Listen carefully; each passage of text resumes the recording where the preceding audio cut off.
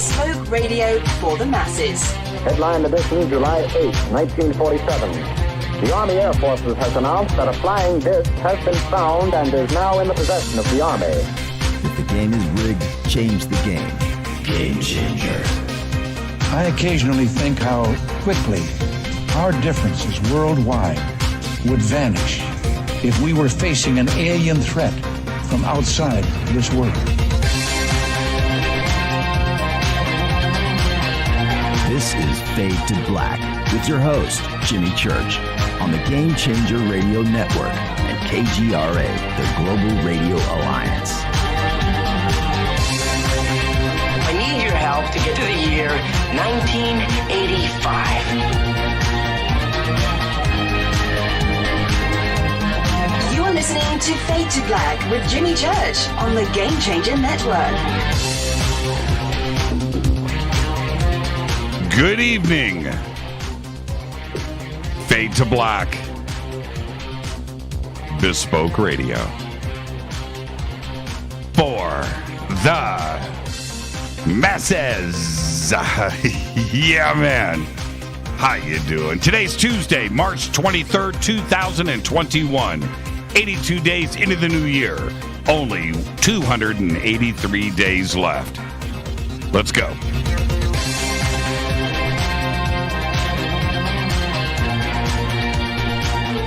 We are live from a bunker. A bunker that is somewhere in the middle of beautiful downtown Burbank, California. I would like to welcome everybody listening all around the world, all across the United States. Hither and thither, to and fro, back and forth, east and west, north and south, far and near. This is Fade to Black for KJCR, the Game Changer Network, and KGRA, the Planet. I am your host, Jimmy Church. What is cracking, everybody? How you doing? How you doing? All right. What an amazing week on the show. Been doing this show for a decade. 2,000 shows, right? And every week just gets better and better. Tonight, very special guest, Eric Mitchell is here. Eric is here for the first time. Eric has become a voice in our community, and you've been looking forward to this show for a long time. Tonight, Eric Mitchell is here. Tomorrow night, right here on Fade to Black, it's the return of Terry Lovelace. That's right. You know, ambassador to American Samoa, assistant attorney general in Vermont, and also UFO contact. All of that tomorrow night with Terry Lovelace. He's also an attorney. What a life, what a career, and his new book is out, and that's tomorrow night, Terry Lovelace. Really looking forward to that. And then Thursday night, of course, is another Fader night with open lines all night long. Now, been talking about this for a week. I am so looking forward to this because this weekend, Saturday, the 27th, I will be doing a ghost investigation with the Dark Zone at the Police Precinct and Museum right here in Los Angeles, California. And the links for it are posted throughout all of our social media, so it's easy to get to. We'll pop it up in Twitter at some point tonight live during the show. And in a few minutes, I will be joined by a very special guest. And that's radio talk. That's hype. I'm hyping this up. I'm excited. So just stay right there. And you know what? I almost slipped right now. I'm not going to do it. You gotta wait. I'm looking at the studio clock. Atomic time says you got 5 minutes and 30 seconds. So let's just get straight to it. I will be at the UFO MegaCon June 6th through the 12th in Laughlin, Nevada. 7-day UFO conference. Come and hang out with us because this is live in person. That's right. It's not a virtual online conference. This is a real conference. Go to Laughlin, UFOmegaconference.com for tickets and information. But I'll be there. I'll be hosting.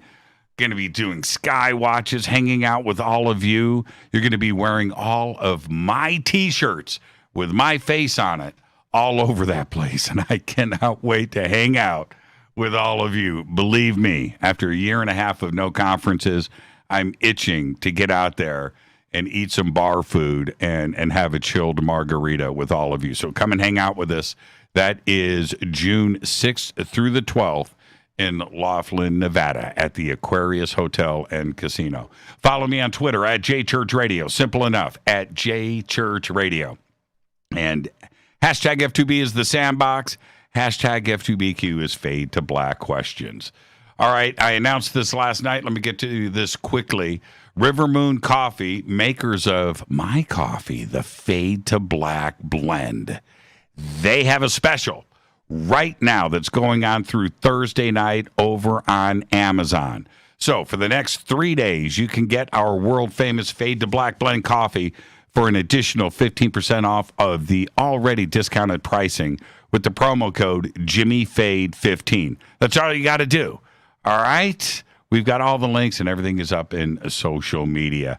Let's get straight to it. Happy birthday to today. Randall Park is 47. He played Kim Jong-un in The Interview. Oh, that was a great role. Danny Chung on Veep. So funny. Great actor. Blur frontman Damon Albarn today is 53. And you know that song, it's called Song 2. You tapped your toes to that. You know you did. It's got like 250 million views on YouTube. I'm not exaggerating. Our dead guy's birthday today is Rick Ocasek of the Cars, 1947 to 2019. We all know about the Cars. But he married supermodel Paulina Porizkova in 1989, and she ended up finding him last year dead of natural causes in their New York City townhouse. He was 75. He lived the rock and roll life. On this day in history, 1983, in an address to the nation. Man, I remember this like it was yesterday. I can't believe it's 1983. President Ronald Reagan announces the Strategic Defense Initiative, SDI. Remember that? Otherwise known as Star Wars. Freaked out the country, freaked out the world, freaked out the Soviet Union. Fate or fact? There are 3 types. This is a fact. This is vetted. There are 3 types of Australian birds that deliberately spread wildfires. That's right. Black kites, whistling kites, and brown falcons in Australia all pick up and drop flaming sticks just so the fire will flush out their prey and make it easy for them to catch. And I'm not making that up, and that is your Fader fact. Tonight, very special guest with us, Eric Mitchell, for the first time. Been anticipating this show for a while. Eric Mitchell joins us tonight. Tomorrow night, it's the return of Terry Lovelace. His new book is out, and it is called Devil's Den, The Reckoning. And there you go. You can pick up the book over on Amazon. We have all the links over at jimmychurchradio.com. Thursday is another Fader night with open lines all night long. Now, I made it. This weekend, I'll be with the Dark Zone. We are doing a ghost investigation over at the LAPD Police Museum. The event goes on 24 hours a day, Friday, Saturday, and Sunday. I will be there in person on Saturday, the 27th. So go and get your tickets. Go to thedarkzone.tv. It's right there. We've got the posters up. I think we've got a trailer up and everything else. So you can go and get your tickets now. And joining me on Fade to Black right now is Ryan Cassidy. Now, Ryan is a member of the board of the Los Angeles Police Museum. But Ryan is also the half-brother to David Cassidy, brother to Sean Cassidy. That's right. And he is the son of Shirley Jones and Jack Cassidy. Ryan, this is my pleasure, my honor. Welcome to the show. How you doing? I'm great, Jimmy. How are you doing? You know, Ryan, I got to tell you, and we're going to be talking about everything that's going on this weekend. But when people speak with you today, what's it like? You know, because you get addressed as show business royalty. Does that ever get old?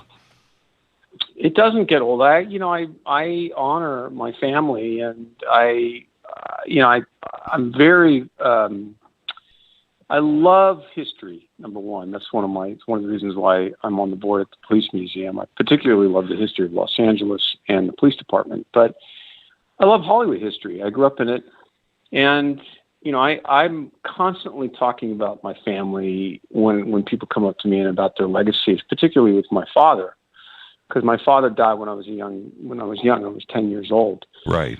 So it never gets old.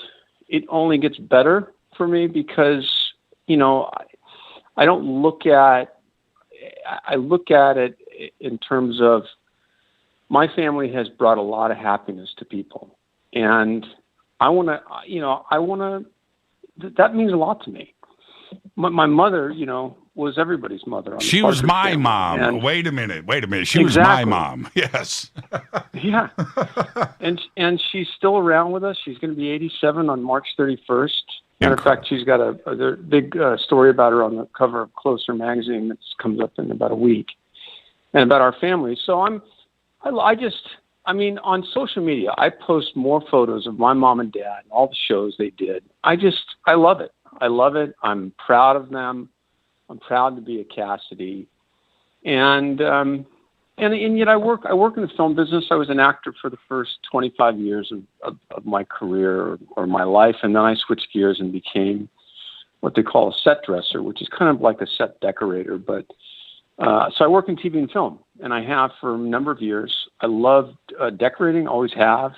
And I made it work for myself in this business. And I'm constantly on old sound stages where all these great movies were made, and I just love it. So it's a lot of fun, and I'm very grateful for my life and for my family, and I'm very close to my brothers, the two brothers that are still with me, Sean and Patrick. So I have a lot to talk about, Yeah, there's no question about that, and I want to get to the museum, but can I ask you one question just for me? Well, in Absolutely. The audience, it's just you and I, Ryan. Is this? Yeah, no. I remember when David left this earth, right? And I jump in, I'm looking at pictures of the family, and I saw, and I'm like, look at Ryan. Holy crap, right? And so anyway, tell me what it's like going around where you don't know anybody. You're just doing your thing, but you get the second looks, don't you? I mean, because it's in your DNA. Well, when people look at me and they see, well, what's your last name? I say Cassidy, and they say, wait a minute, Right. Are you related to the Cassidys? You look just like your dad or your brother. I'm like, yeah, I am. I'm the youngest in the group of the immediate family. I'm the 55-year-old baby, and it's again, I never had this feeling like, well, I didn't have the success that David had or Sean had. Or, and darn it, why didn't I get that? Never have had that feeling. We all create our own path in life, and I created mine. And where I'm at in my life is exactly where I'm supposed to be, and that's how I view things. And I just, as I said, it's a great feeling to be looked at as, oh my God, your father, he's my favorite actor, or your mother, it's the best. And as I said before, my family's made a lot, they've brought a lot of happiness to so many people through the years. And that's a lot to be said, for a family. And, they've for the most part, they've escaped the drama. A lot of the drama that you hear, right, with actors that go through life, and crazy stories you hear about. We basically, we're a regular family that just happened to, be in show business. And my folks, when they were working, when I was growing up, they just did a job, and they came home. When my mom was working on the Partridge Family, it was just a job. She'd come home, and it's like, okay, let's sit down and have dinner. But meanwhile, I was watching the show while she was at the Partridge Family Warner Brothers Ranch, and she'd be walking in the door from coming back from the set, and I'd just, be finishing dinner, just finishing watching the episode with my brothers. But that's how we grew up. It couldn't have been any better, and what a wonderful time. I'm 57. I'm a little older than you, And I know what that period in the country was like. It was magical. Absolutely. Absolutely. And you guys are a yeah. big part of that magic. There's just no doubt about it. Well, I continue to try to promote my mom's legacy with, as I said, with putting lots of photos out there and talking about her. I don't know. I mean, she's 87. How many more years is really in her? She's in good health, thank God, and we have a great relationship. We speak daily, but she's basically retired now. I mean, after 60 years, she finally said, "I think that I've had enough." Yeah. And when my stepfather Marty passed away, my brother Patrick and Sean and I came in and kind of cleaned things up to make sure she was okay. And she has somebody that kind of oversees things with her that takes care of her assistant.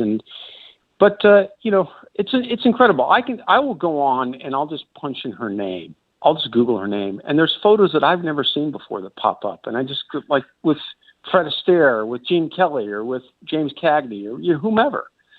Do you know how? Have you ever thought about something as crazy as this? How many moms in the United States went and got her haircut? Right? Yeah. Or how many young men went and got the haircut that David had? Oh, we all wanted David's hair. Or puka shells, because David started the puka shell craze. Oh man! But well, let's move on. I'm proud of them. I could sit and talk to you forever. I'd love to have you back on the show, and we'll do a full show one night. That would be great. Anytime. Now, so this weekend, this is a big weekend, and now you were talking about set dressing. And over at the LAPD Police Museum, where we will be, you did a lot of the display work and stuff there, didn't you? Yeah. So I was brought in as a board director about 5 years ago, and I had always had an interest in working in the capacity of in a museum setting where I could put exhibits together or displays. Even for a while, I wanted to dress like store windows for shop, for like department stores. So, but this was kind of a great marriage for me because I love the history of the department. I joined the department as a specialist reserve volunteer. And so I work from that standpoint as a volunteer for the department. I work out of the North Hollywood division. And so then so when I got on the board, I started to look around the museum. I thought, well, what else can we do here to really add to these exhibits? And I grew up with Kent McCord on a personal level. My father was friends with Kent McCord, who played, the officer on Adam 12, Officer Reed. And I went to Kent, and it was about to be the 50th anniversary of Adam 12. And I said, Kent, I'm now board director at the Police Museum. What do you think about doing an exhibit honoring Adam 12? And he said, I like it. He says, sure, let's make it happen. So I kind of, put some people together that I knew that are on the job with LAPD that were that know the show, and they helped me kind of lay out the overall plan of how we were going to do this. And Kent loaned us all of the things that he still had from the show, including the uniform that he wore on it. No so way. we put that up, and it's a very cool exhibit. And then we also were able to get the weapon that Martin Milner's character used on the show, Malloy's character. So we have that, and including like photos and lunch boxes and all the stuff that you could, all the things that went along with the show. And it really came out beautifully. It just was beautifully put together. And if I have to say so myself, it really came out nice. So that was one of the things that I was somewhat instrumental in putting together. And then I got downstairs into the archives rooms of the museum. Now, the museum was a police station. It was a working police station built in 1925. And it was they retired it out in 1983. So it was basically empty for a number of years. And the Historical Society took it over, and we are a 501c3, so we're nonprofit, and we lease it from the city. And the city has given us a great deal on it. And Historical Society came in before I got there, and they were originally in a trailer. So they were like a mobile unit that would go around to different places and show all the exhibits inside this mobile unit. And so when the museum became available, we went in and exhibits started going up there. And it was a perfect place because it was an old police station. It's really one of the last of its style in the city. All the other ones are gone. And it became the Los Angeles Police Museum. Now, and, let me jump. I'm going to jump in front of you. Can I interrupt Ryan Cassidy? Is that legal? No, man. No, in fact, I'm going to make some phone calls. Right now. Yeah, it's heresy, man. It's heresy. It's heresy. Is this at what happened that there was an event where you said, "Wait a minute, this place is haunted." Right? There's something going on here. What happened? Well, it has. First of all, there was a man that hung himself in one of the cells downstairs. I was downstairs and working in the uniform archive room. There's 3 archive rooms downstairs that are not part of the museum. In other words, they're off to the public, where we have things that we pull from for exhibits, or we rotate things out and we put them back. I was working inside the uniform room one day by myself.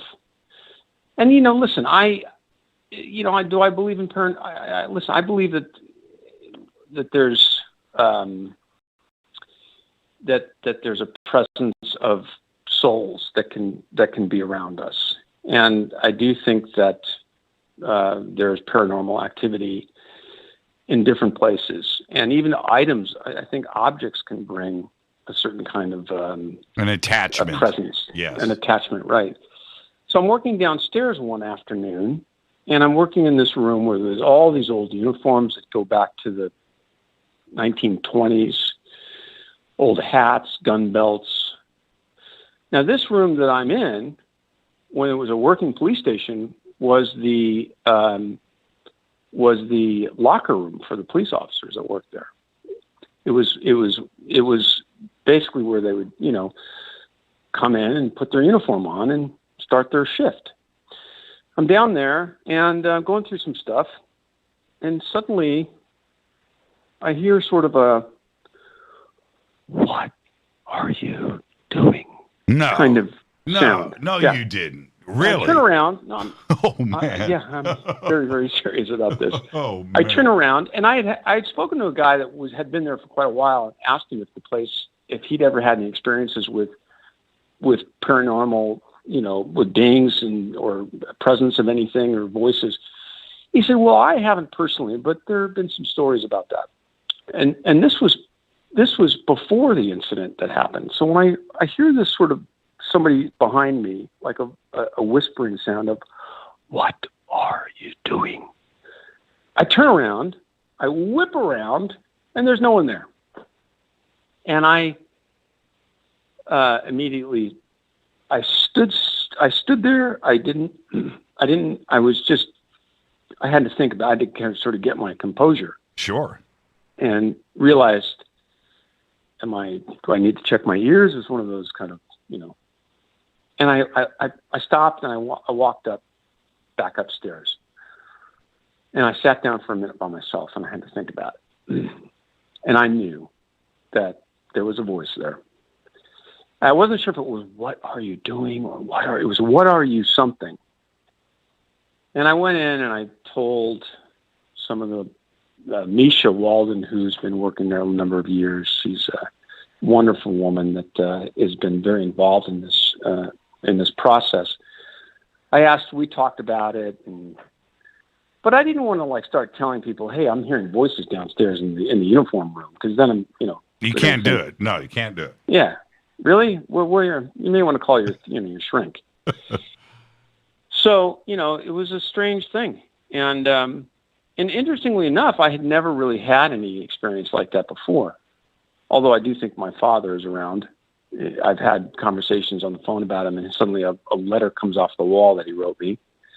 So I believe that everybody has a very, you have to be willing to, first of all, believe in it and be, and I never want to discount anybody's experience with this subject.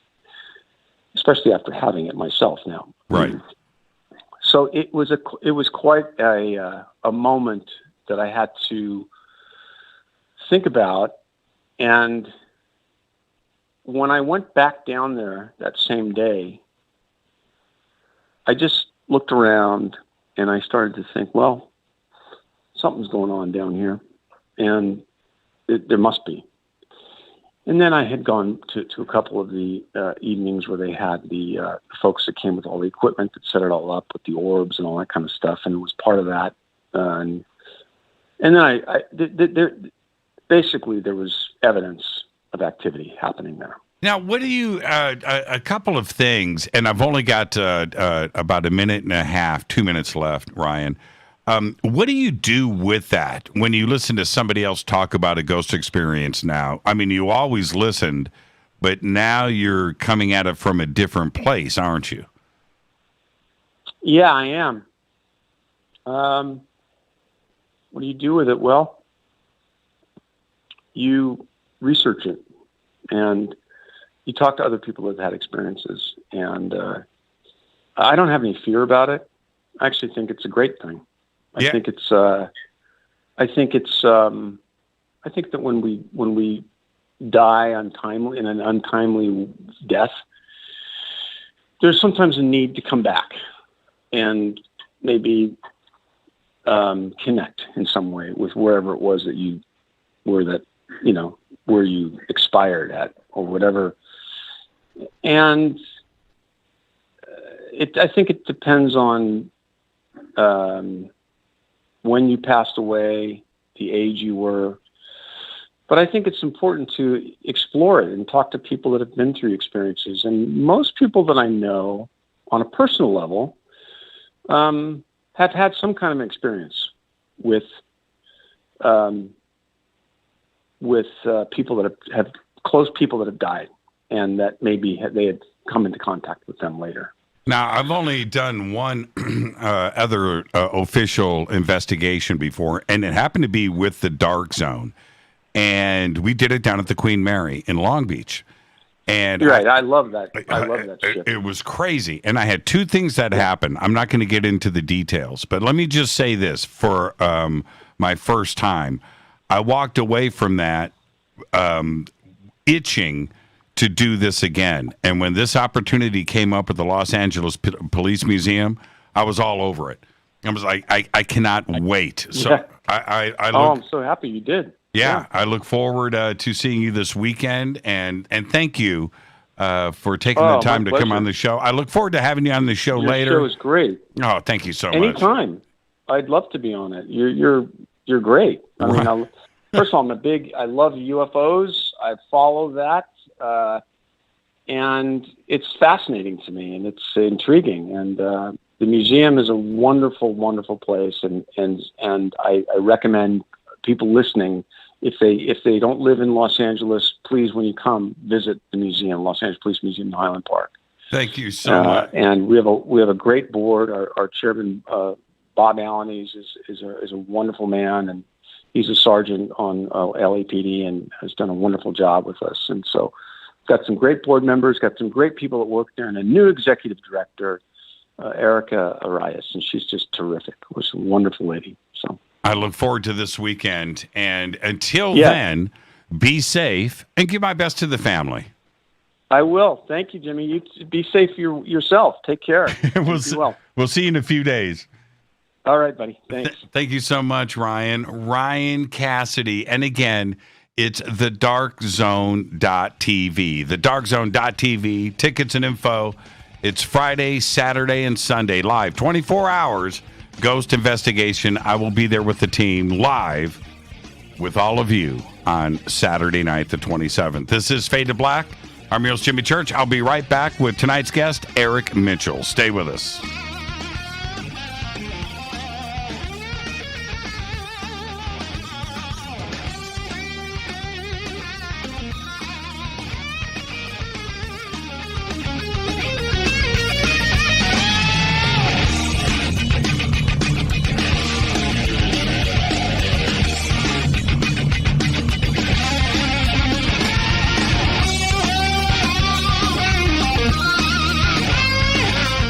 This is Nicole Church, daughter of you-know-who, and you're listening to Fade to Black on JimmyChurchRadio.com and the Game Changer Network. You're listening to Jimmy Church, Fade to Black. Fade to Black will now pause for alien identification. The station that talks the net.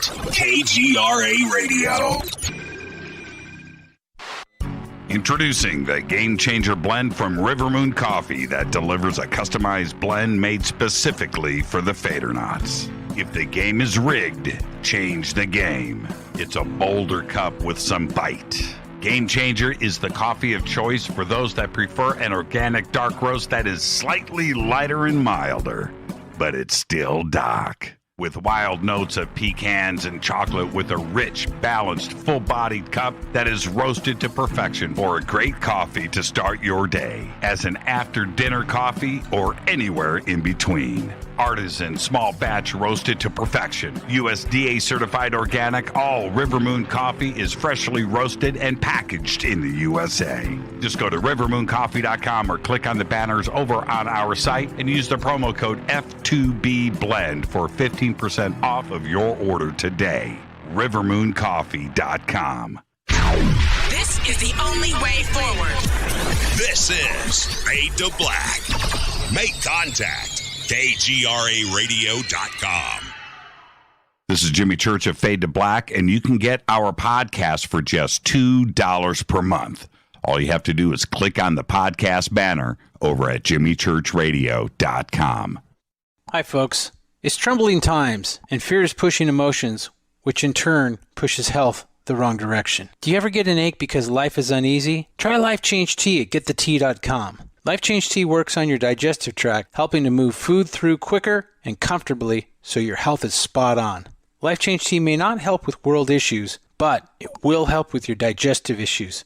A glass a day helps keep the intruders away. So, change your life today. Log on to getthetea.com. That's getthetea.com. If your health game is off, get on by ordering Life Change Tea. Getthetea.com. And while you're on our site, look around at the great non-GMO organic supplements. And if you're a sales shopper, go to our specials page and see what's for you.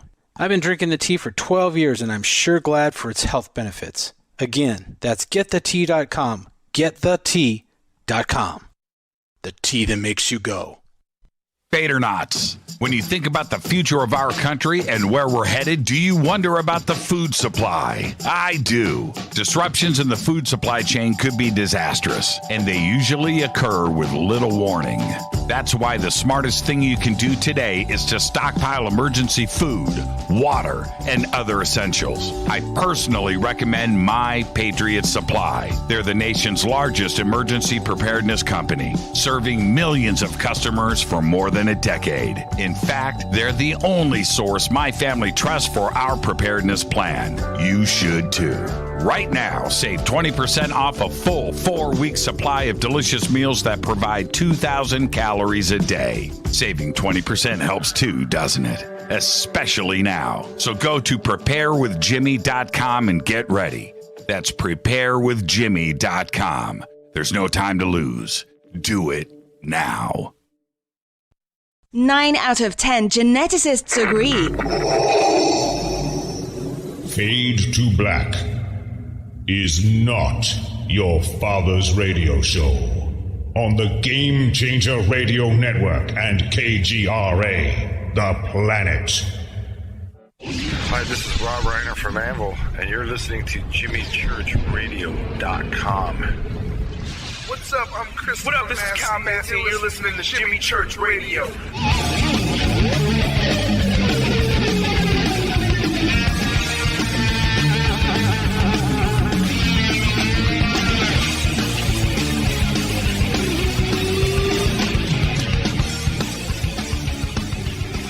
Welcome back, Fade to Black. I'm your host, Jimmy Church.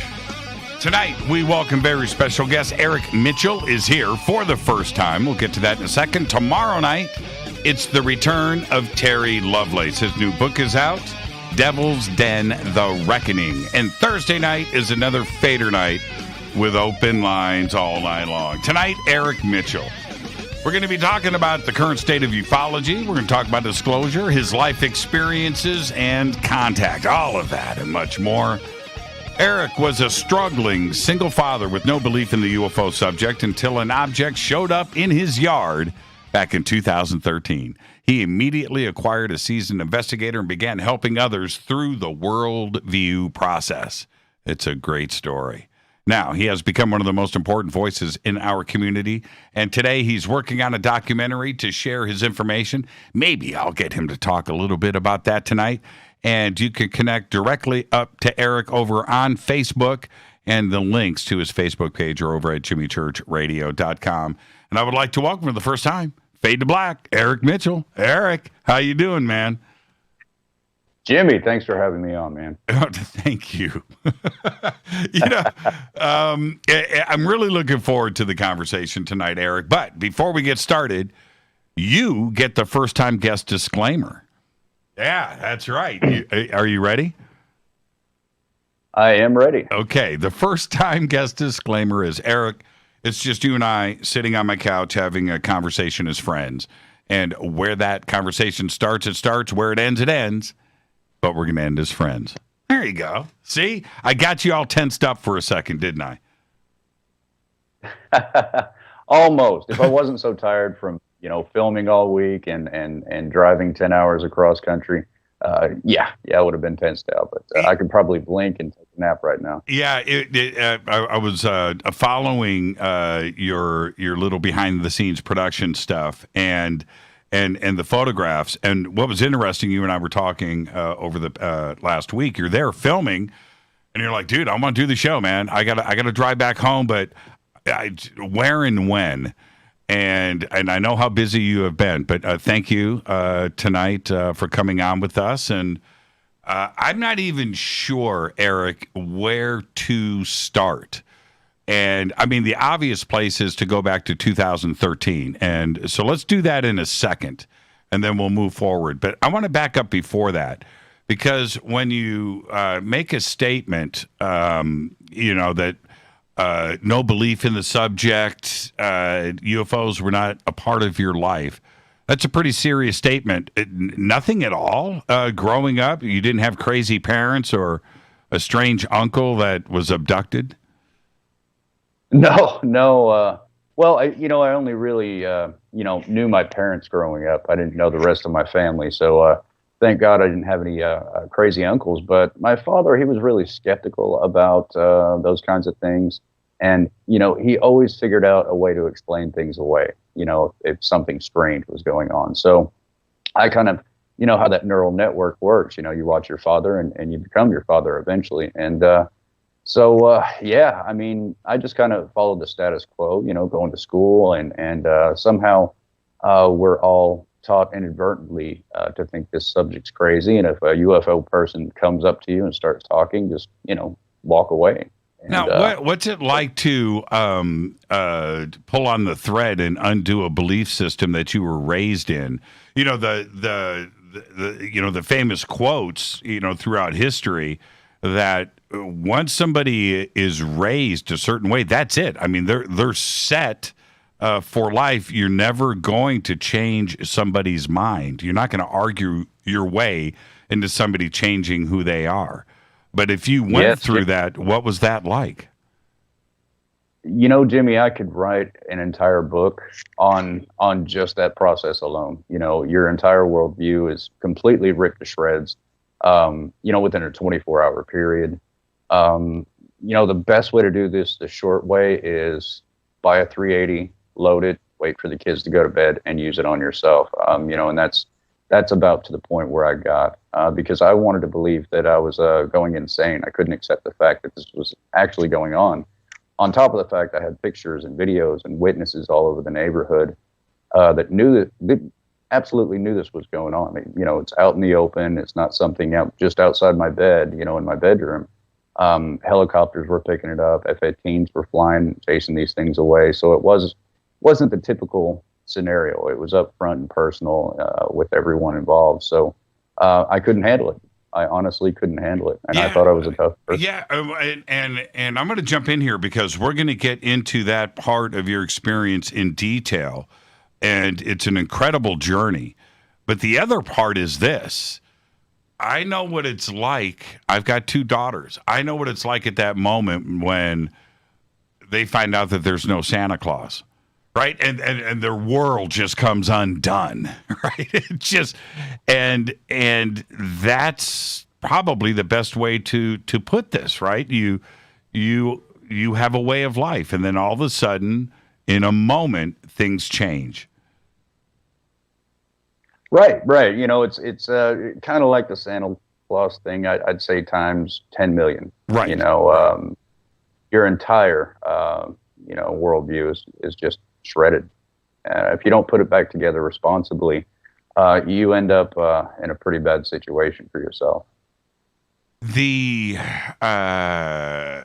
evening of, if we go back to 2013, was there anything before that that was an indication of something was about to occur? Not a lot, but I do have a memory at 9 years old where I had some missing time, and it seemed I just blinked, and it was literally from 8:30 at night to 9 o'clock in the morning. But other than that, and it bothered me so much that I remember that very vividly. But other than that, I really don't think there was too many things odd out there for me, including the day of the first day of contact. Yeah, that I really wanted to believe that was some sort of optical illusion. You know what your brain goes through. You try to explain away what you're looking at. And Jimmy, for me, UFO was like a shiny silvery disc in a 1950s movie, not a 40-foot in diameter orange, sphere of, rippling light. I wouldn't expect that. So I definitely wanted to believe I was looking at like a optical illusion or something of this sort. It really did bother me. What happened? Like I woke up, it was around 4 o'clock in the morning, and I'm standing outside. And my left shoulder is facing my front door, which was closed. And my right shoulder is facing the end of the street, which is a very short dead-end street. And I'm kind of squeezing my eyebrows together, that real tight squeeze, like, what the heck is going on? Why am I outside? And I'm looking over my shoulder at this thing. It's like a miniature sun just rippling like water, and it's just off the ground. I had no idea what it was. One of my first thoughts was to approach it to kind of get rid of, the illusion that I'm looking at and go, this is funny that my brain, played a little trick on me. But my second thought was, heck no, don't get near that thing. So I kind of went inside after about 20 minutes, left the door open, and I kept leaning over, from where my couch was to see if it was still there. I decided around 6:30 when the sun did come up that I was going to go outside, find the optical illusion, and go, aha. But by then it was already gone. You almost pulled like a Travis Walton, right? You were going to go up and touch it? Travis and I have a lot in common. We've spent about, 6 to 8 months roommating together up in Maine. And yeah. What advice? And we all love Travis; he's great. What advice did he say to you? Good thing that you didn't walk up. Of course he did. I never saw the movie they made about him, Fire in the Sky, until he popped it in at the house up in Maine, and he kind of showed me what actually happened and what didn't, how, movie companies want to really up things up a bit. And so I got the first class ticket into the movie. But yeah, wait a minute. Pump the brakes here. Hold on a minute. You got to watch Fire in the Sky with Travis Walton and got the director's cut reading. Yeah, we lived together. Well, no, I understand, but to pop in Fire in the Sky, that just must have been incredible. Yeah. It was really neat to, see from his perspective. And all these years, he still gets angry yes. At himself. And that's one reason why I didn't go with major companies, Netflix and stuff like that, is that they want to change everything. And I'm not about making the money or being popular. I just want the facts out. So, that's why I'm working with the people I am on this documentary. They're diehard about facts and getting the truth out, and so am I. So it's going to be a powerful piece of information. So going back to that day, so 6:30, the sphere is gone from your yard. How large of a community are you in? And did anybody else see this? Not that I know of. I don't know if anyone else saw it on that occasion. Like I said, it was around 4:00 in the morning. There are 20 one-story apartments on one side of the street and 3 trailers on the other. So you've got 23 residences in a very, very short street. So you can imagine, when these things would frequent at a low altitude or just in the trees or just above the concrete, it caused quite a bit of trouble. Yeah, sure. What happened next? The third sighting was actually the most terrible part. I had been working on my car, and it turns out the water pump was out. My buddy, Dan from across the street, who was helping me with it, he was at Wright-Patterson Air Force Base for 2 terms, and he noticed that I was really shaken up. I mean, here's, one sighting I had at 4:00 in the morning. 9:30 that night, this thing showed up in the same spot, blinked on and off in a slow, ominous circle all the way around me until it ended up above my apartment, 1-story apartment, which was very close to my face. It was frozen. I couldn't run. It's just, when you scare a goat, it just stiffens up. I mean, that's what happened to my body. Mm-hmm. It was an external source. It was just me going, oh my God, what the hell is this? I wanted to explain it away. Now it's back. It's showing intelligence. And it flashed twice and shot away as fast as a bullet. I expected, a 738 mile an hour sonic boom. I expected recoil from air displacement to really knock me over. None of that happened, which, really added to my fear and curiosity at the same time.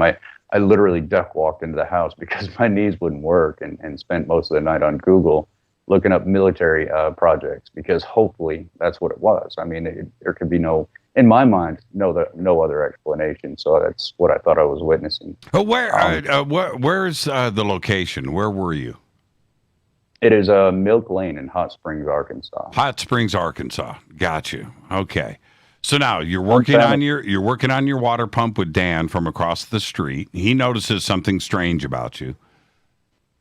Yeah, we knew each other. And, at the time I'm raising kids. I have no family, struggling like crazy after a divorce to make ends meet. And here goes a water pump, like I needed that, Right. Dan started talking about his wife cooking dinner. And he went in the house and came out with a beer and handed it to me. He said, there you go, buddy. That'll calm your nerves. Things will get better. And threw some Bible verses at me.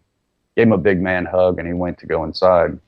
Well, I reached back over the hood of my car to grab that beer where I put it, and I was standing on my own shoelace, so I kind of untied my shoe. At that time, in my mood, I was like, oh, great, what next? So I reached down to tie my shoe, and I feel this like a rumbling sensation and a tingle on the top of my head. And at first, I thought maybe I had the chills or something like that. And the next thing you know, it feels like someone just hit the volume and turned it up all the way. I mean, this just pushed me straight to the ground.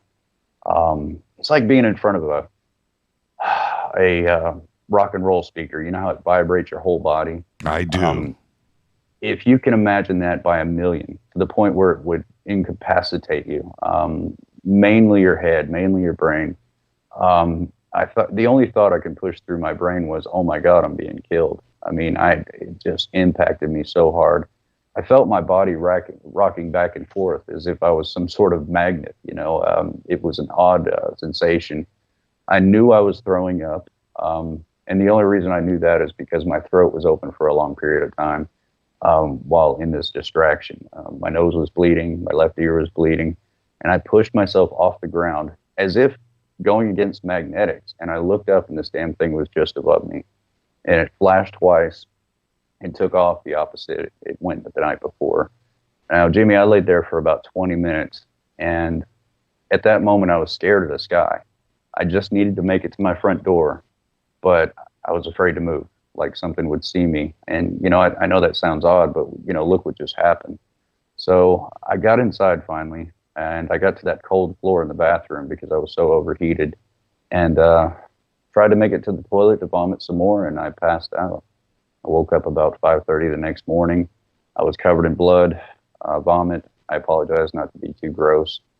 Climbed into the shower with all my clothes on, and just turned the water on. You know, I needed to cool off.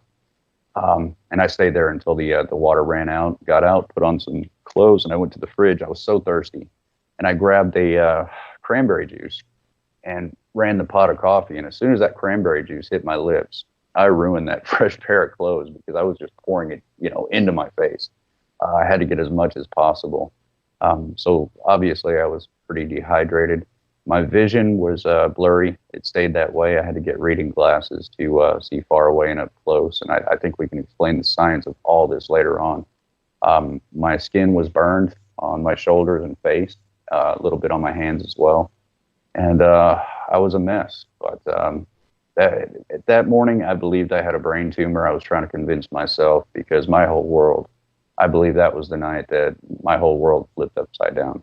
Now, were you thinking, Eric, and I don't want to be cavalier, okay, but are you thinking UFO? Are you thinking ET? Or are you going in the opposite direction in that you have just lost your friggin' mind? I wanted to be the one that lost his mind. Right. You know, I'm a student of I figure maybe 6 months of good intensive therapy, proper medications, and things of that nature, and I'd be fine. But the physical effects were there, and I was trying to push them away too. I was trying to push away the pictures, the videos, and all that. So, in retrospect, I mean, I guess you can say that's the most delusional I've ever been in my life. I could not accept what was going on, and I was trying to, blame myself for it. You know, blame some sort of mental problem. And of course, being part of the investigation for the past 8 years, we pretty much conclude that I'm not insane. Yeah, I know you are. Your feet are firmly on the ground, my friend. Did you go to see the doctor? That was a lot of thought I had that morning. And I got to tell you, thinking about going to a doctor and explaining that to him while being a single dad and watching my children be carted off by CPS wasn't a very appealing idea, even though I knew that I needed to see somebody for it. But no, I didn't go to the doctor. Answers, with the burning and things. I was just wondering what the medical side of things were suspecting how that happened. That's a tough thing to explain away. What do you tell the doctor? Well, this orange thing, and then, right, it came down out of the sky. I don't think I'd be able to have even said it back then. But yeah, I mean, you're scratching at the right door, though. You're wanting to know the nuts and bolts. But I got to say, Jimmy, that a lot of the bolts are actually freaking nuts. I mean, the science. The reason why I needed reading glasses to see far away and up close is due to the fact that I was exposed to a very particular electromagnetic field, which pushes and pulls on the vision at the same time, causing the same on distance as it does up close. A lot of scientists that work with high power magnets accidentally do this to themselves, and they have to do the same thing. They can't have a prescription. They have to have reading glasses to actually see, proficiently. The reason why I felt like a magnet, now this was really something I never thought would be explained to me, but did you know that the iron in your blood is negatively charged? So when you get around a very powerful electromagnetic magnet, it pushes you away. It doesn't suck you closer. Now, the very few that are positive get drawn to the surface, and it appears as a burn on your skin. So that would definitely explain that. Now, me going from a low IQ to a high IQ in a short period of time, that's going to be a long show, Jimmy. Very long show. Can I sign up for it? Yeah. You want to start now? Let's do it. I need all the help I can get. And this is one of the points, and we're going to continue with what was going on in your little community, and ultimately what happened at the end of that. But as you started to meld into and investigate and research this, what was your first take on the UFO community and seeking help? Should I? Yeah, go ahead. I don't want to sound rude, but if this happens to you and you reach out to a ufologist, most of the time, not all the time, but most of the time, if they can't write a book about you or, get some kind of something out of it, I mean, there's no real compassion there. I mean, ufology, and folks need to know this, it's a business. I mean, it's a business of selling books and doing things of that nature. So there may not be a whole lot of compassion involved. But on the other hand, there's some wonderful people in ufology. I contacted Peter Robbins. We spent hours on the phone. Amazing man, amazing character. I mean, we still keep in touch or try to. But it is devastating because you're such at a very, you're in a place where you're questioning yourself, your sanity and all that, and you reach out to get help. And, ufology has nothing to do with experiencers. It's a kind of a shunned thing. Lord knows I never signed up to be an experiencer, but now that I'm here, I need to figure things out.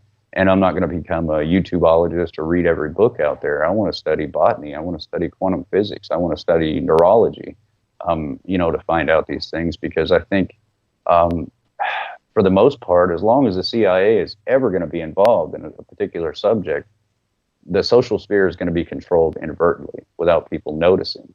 And they're very good at it. If they can do it to China intelligence and Russian intelligence, they can do it with a couple of guys that want to figure out what saucers are, Yeah, there's no question about it. Eric, stay right there. We got to take a break. Let's get that in. Our guest tonight, Eric Mitchell. We've got a lot to discuss tonight. Don't worry. We're going to pick up where we are leaving off right now. This is Fade to Black. I'm your host, Jimmy Church. Follow me on Twitter at JChurchRadio, on the Game Changer Network, and KGRA, The Planet. Stay with us. We'll be right back.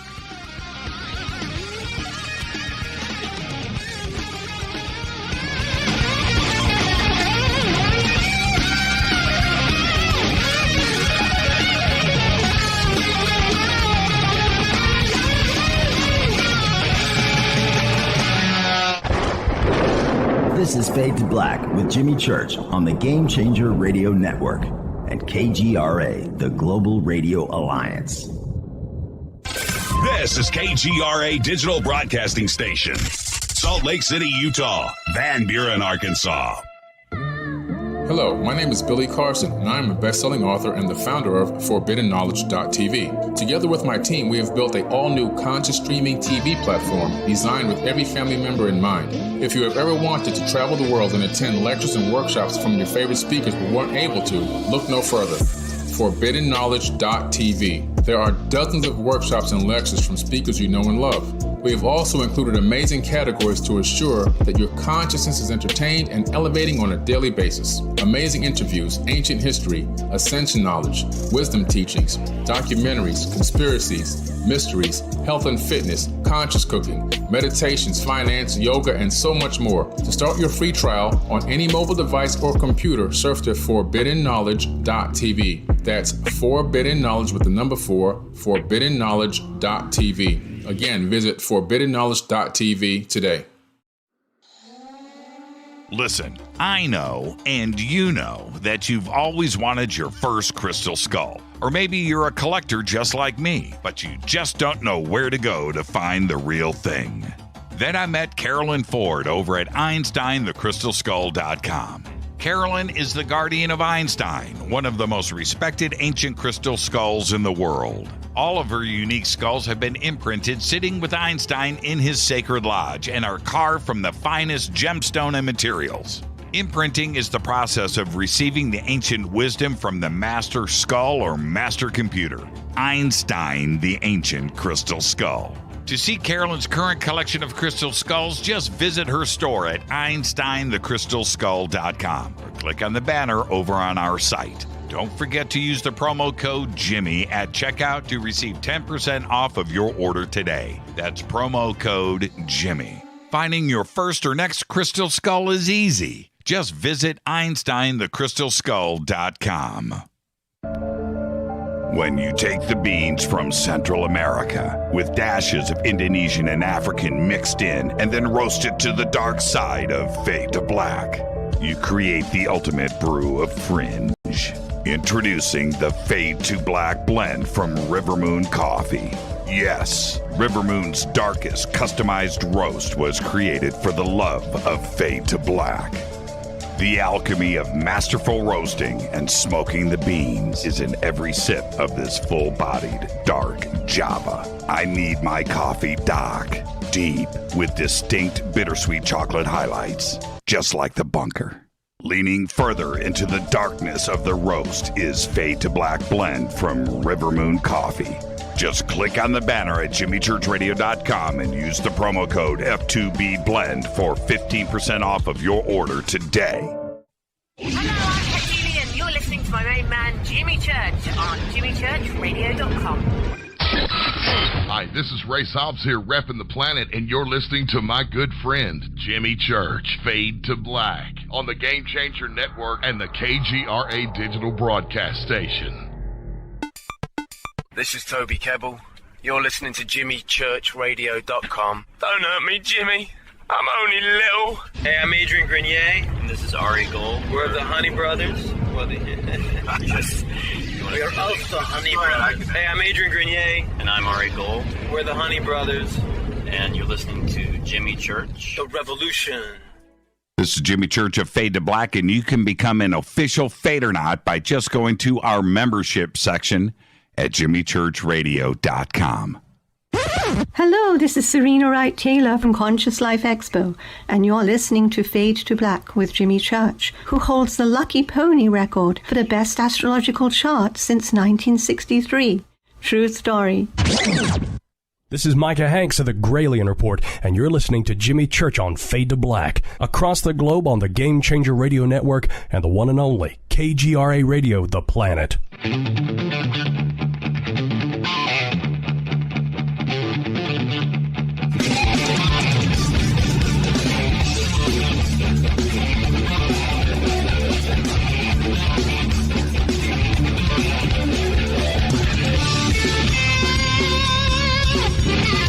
Welcome back. Fade to Black. I am your host, Jimmy Church. Tonight, Eric Mitchell with us for the first time. And I'm going to say this.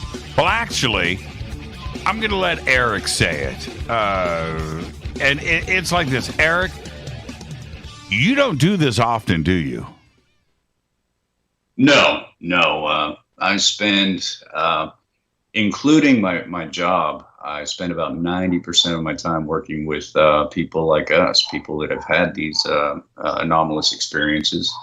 I've worked with people like Ray Hernandez that was going through a hard time, started the free organization with Dr. Edgar Mitchell, worked with some of those PhDs there. My phone is constantly going with people from, I believe, 127 different countries of people that hear about me. I don't have a website, so obviously I do a good job working people through the process. There's no help out there for anyone, so I spend all my time doing that. Yeah, and you chose to avoid the media, people like me, social media, and you don't have a website, and that's a conscious decision. Why did you decide to go down that road? Well, Jimmy, I had a gun in my mouth. I was sitting in my Cadillac. And I wasn't begging for help. I wasn't going to tell anybody. I was going to end my life. I couldn't handle it. And luckily, my investigator called at that time.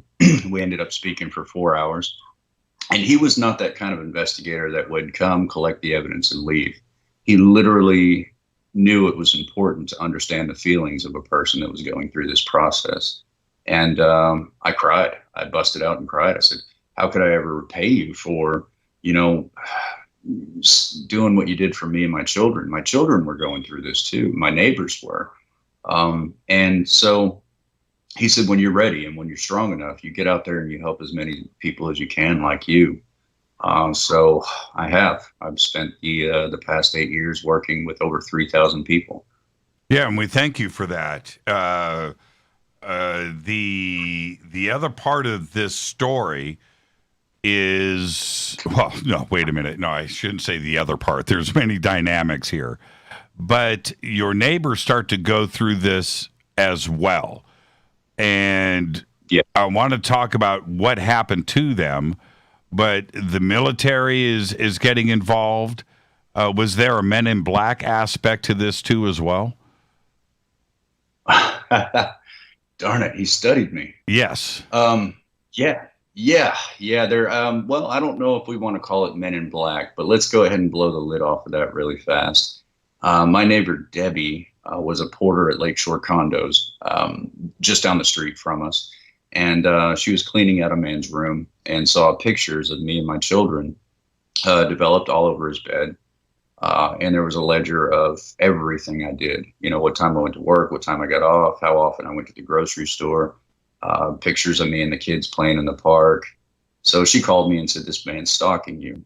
Now, Jimmy, my first thought is I've got 2 teenage daughters and here's an old creepy man, end of story. I wasn't thinking about, the activity that was going on at home. It's father's first instinct, protect the daughters. Sure. So I said, Debbie, hang up the phone, go to the office, get that man's name. I need his name.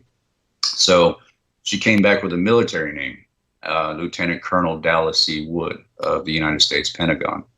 I went ahead and sent that name to my investigator, and he sent Debbie 5 pictures of men by the same name. She positively identified Colonel Wood, Lieutenant Colonel Wood. And so I began putting a dossier together on him, find out, who his associates were. And I uncovered these bird names. I couldn't find out who these men were. There was Owl, there was Blue Jay, there were all these names.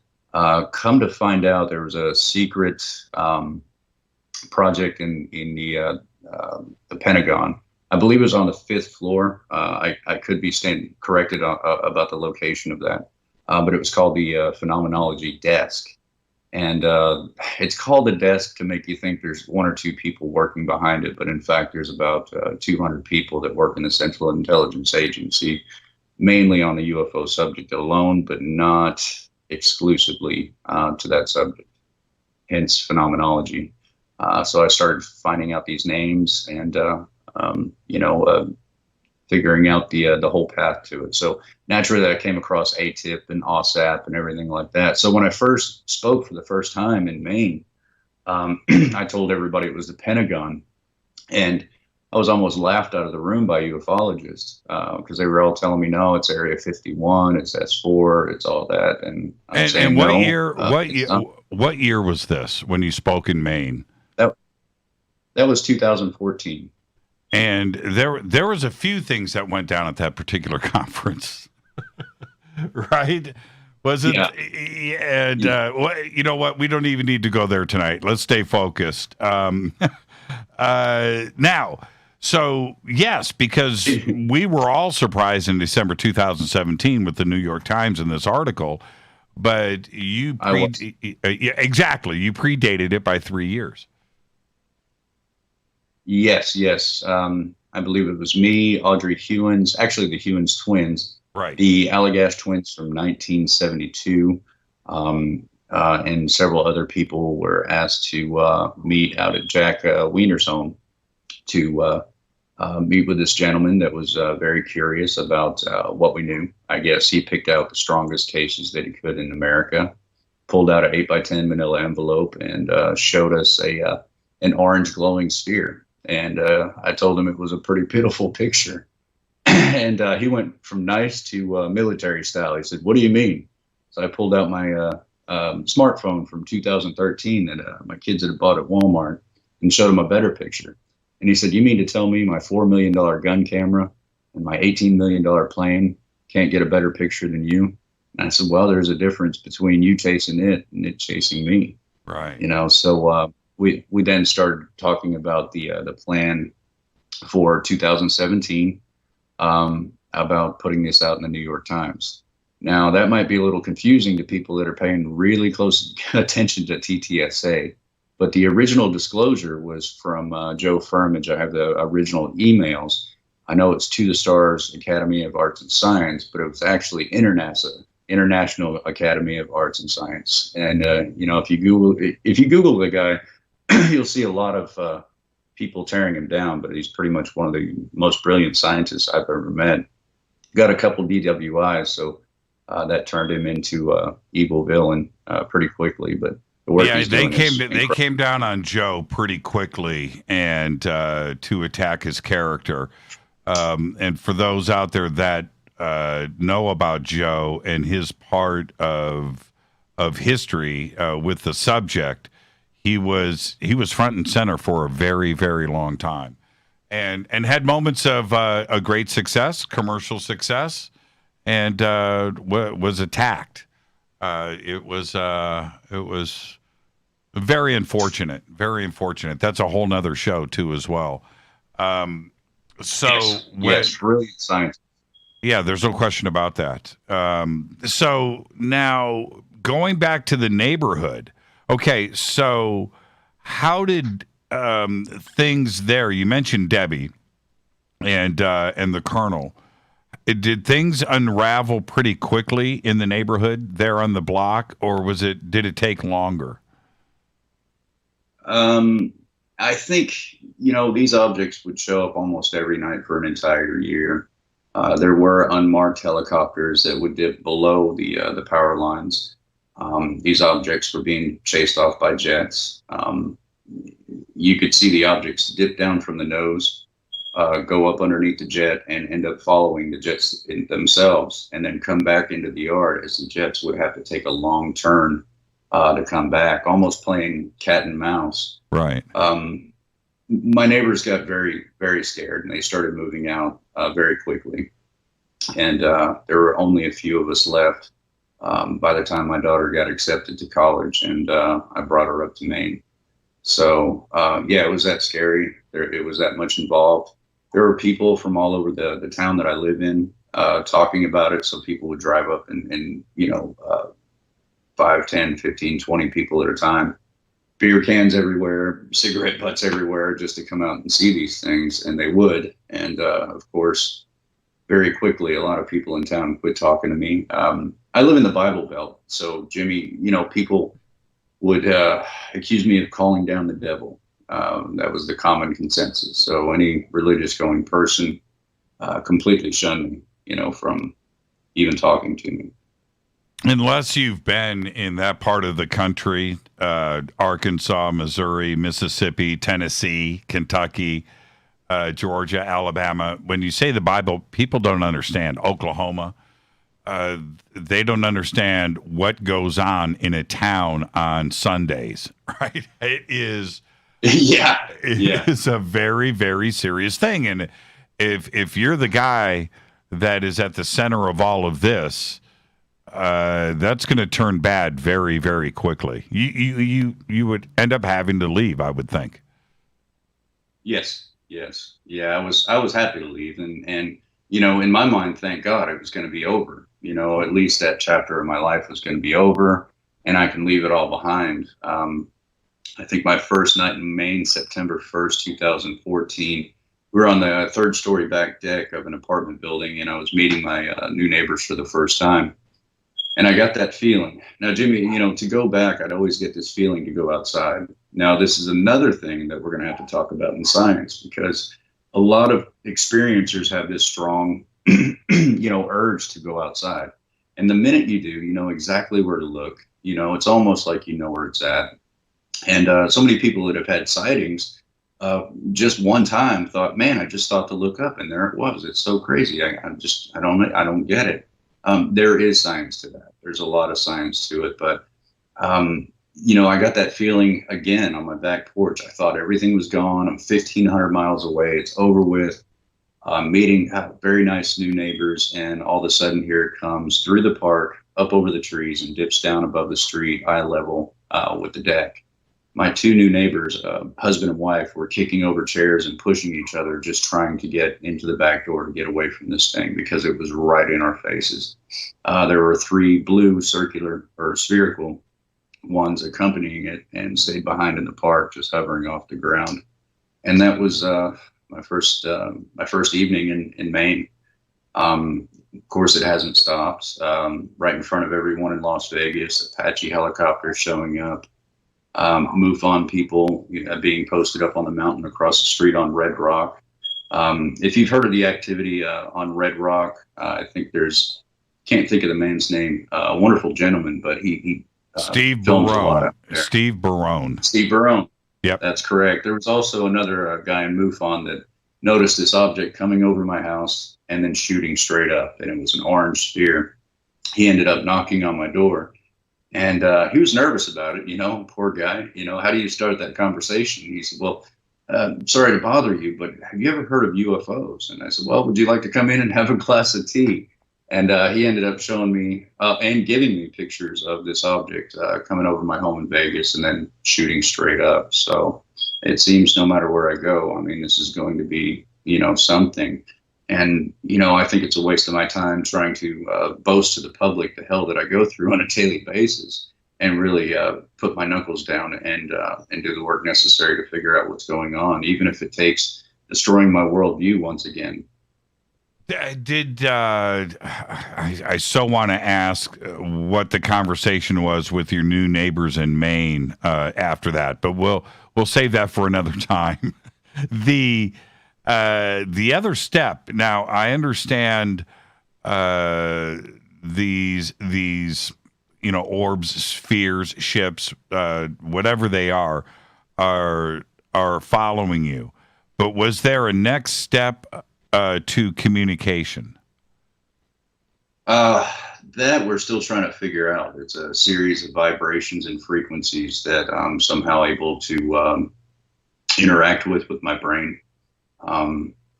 We are going to study that at Stanford University and Harvard University and figure this whole thing out. Dr. Gary Nolan at Stanford University did a study on 100 experiencers, and what he's finding is anywhere from 30 to 50, even 100 hertz emitting from an experiencer's brain at any given time. Now, see, they're not aware of it, and there is no mechanism that we know of that can create this, but it's still happening. So for me to be able to go into a recording studio and record at 1,545 hertz kind of surprised the heck out of my investigator. Not to mention it was at will, and I controlled it better than my voice.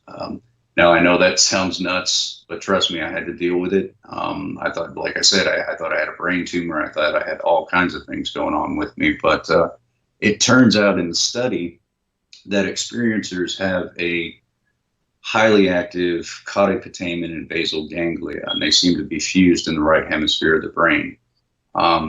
What we're not sure of is, did the electromagnetic field that's related to consciousness be affected from these crafts? So when you see this blue or orange sphere, this electromagnetic activity is pretty much the same thing that fires between our neural synapses.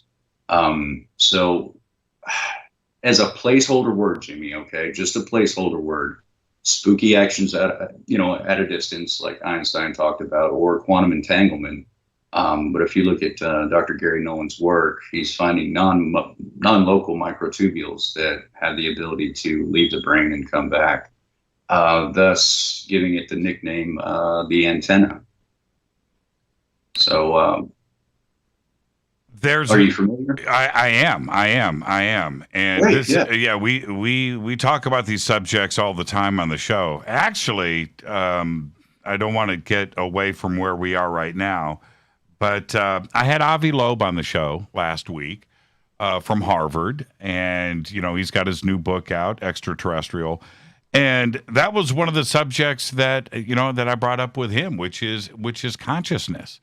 And the other part of physics and quantum physics that quantum physics doesn't want to touch is what is consciousness, and they know something is there, something is going on. They know as a physicist they can think and talk and laugh and ponder. They don't know why, right? But they don't want to go there. They don't want to. What was that? I think my phone just vibrated. That was crazy. See, I thought I thought that was at 100 hertz kicking off. No, but you're going to see that in the documentary. I mean, the guys just flipped out when they picked it up on the microphone. But Harvard should know quite a bit about consciousness, because I did give them the EPE report that was locked up in Lockheed Martin since 1952. I believe Stephen Greer talks a lot about 1952 and electrogravitic being locked up, and I think that has a lot to do with it.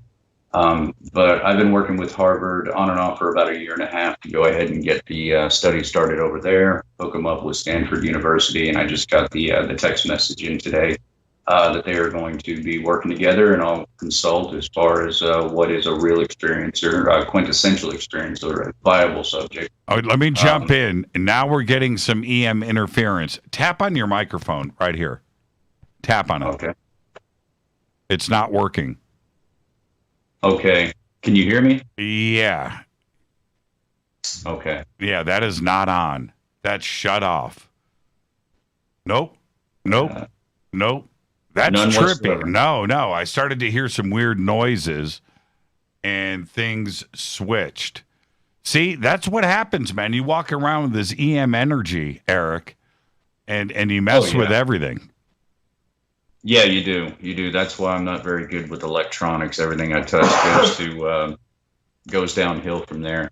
But I don't know if you heard me. I did get sit. I need you to stay closer, okay? And then when we take our break, you can get your microphone hooked back up. But for now, just lean forward. Okay. All right. Can you hear me now? Yeah, we got you. Okay. All right. Yeah, I just got a text message this week from Harvard Medical saying that they submitted the program. I contacted them a year and a half ago. Been feeding them information, the science of consciousness, the EPE report from Lockheed Martin, the side effects of the quintessential experiencers, since I've worked with over 3,000 so far. I deal with the internal aspects, what you deal with, empathy, psychic behavior, all the side effects of, your electronics frying on you, especially through high-grade emotions. So I believe I'm going to be consulting with them on various ways as they work their way through this project, so we can study the caudate putamen, basal ganglia, a lot of DNA studies, psychological, sociological, what have you been through, and try to widen this study as much as possible with all of the evidence that we have from, anonymous experiencers, and get to the bottom of this, because I believe we're looking at either it comes from birth or we're directly affected by these objects, which looks like both, honestly. I mean, if you think about it long enough. Mm-hmm. And I think that it's going to, first of all, blow the lid off this scientifically. Do we exist? Yes, we do. Secondly, what's the science behind it? And how capable are these evolved minds are? I mean, these are amazing people. At any given time, I'm working with about 300 of them, and they are the kindest, take their shirt off their back for a stranger type people you'll ever meet in your life. And they're humble. Of course they're going to be, but there's so many attributes that correlate that you can't turn an eye to it. I mean, look at John Mack. I mean, he picked up on that pretty quickly. Yes, he certainly did. And there's, before we head to the break, the objects that you have been seeing, and others, do you think that this is energy, or do you think it's a physical craft that is lit up? I believe it's a physical craft that's lit up. I've had to, follow the breadcrumbs, if you will. Mm-hmm. One breakthrough that Joe Firmage came up with, I really can't speak on too much. But basically, you rub two magnets together the right way, and you create the same stuff as consciousness is made out of. So there you go into quantum physics, where you rub two sticks together and you create fire.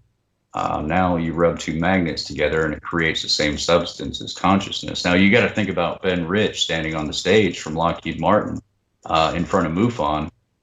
And the head of MUFON comes running up and, he said, we finally found a way to take ET home. And MUFON was like, wait a minute, I have to know. And Ben Rich said, well, how do you think it works? And MUFON says, all things in time and space are connected. And he said, that's exactly how it works. Well, this is how it works. I've been suspicious for a long time. And I was at my investigator's house last year, had a dream that they called me out. Overwhelming feeling, had the dream, went outside. I even dreamed I filmed this thing, just over my neighbor's house. Got up the next morning. The MADAR system on the roof of my investigator's house went off with electromagnetic activity, high electromagnetic activity.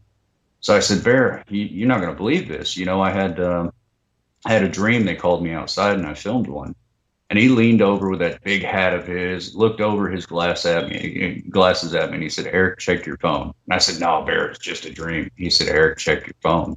I pulled my phone up, and there was a 1 minute and 3 second video of not only this object over my neighbor's house, but a blue shimmer in the bushes right in front of me, where this blue light that you hear about so much that comes in your window or comes through your windshield, causes missing time, screen memories, and all that. This is that blue light that is interacting with the caudate putamen and basal ganglia. So where's the manipulation? It's there. Where's the connection? It's there. That is the quintessential antenna. If you have that ability, you're probably going to have trouble in your life. Why is it that I've got 60 seconds where I feel that I can, and I've done it, and so many others can go outside in the right mood, look up, and happens right then. That's not coincidence, is it? Yeah. No, it's not. I mean, it's the connection. It is that connection. It's hard for us to fathom. I mean, I think every 100 years we're at the pinnacle of our belief system, but next 100 years we're laughing at ourselves. And right now is a turn of events to understand that consciousness is non-local. And I think a lot of pushback is there through religion and science and predetermined belief systems. But it's there. It's scientifically there, and we're out to prove it. Let's take our break right here. This is Fade to Black. I'm your host, Jimmy Church. Our guest tonight, Eric Mitchell. You've been waiting for this conversation. Well, it is happening tonight. I'm your host, Jimmy Church. This is Fade to Black on the Game Changer Network and KGRA, The Planet. Stay with us. We'll be right back.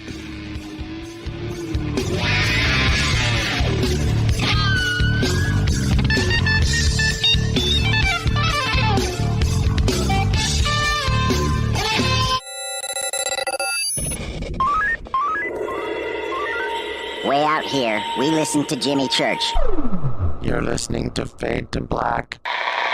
Always on the edge of the hottest alternative talk. Jimmy Church with Fade to Black. KGRARadio.com.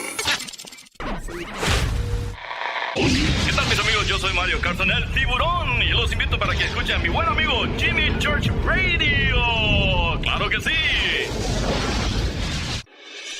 Do you want to be an official Fadernaut? Of course you do. This is Jimmy Church of Fade to Black. Just go to our membership section at jimmychurchradio.com.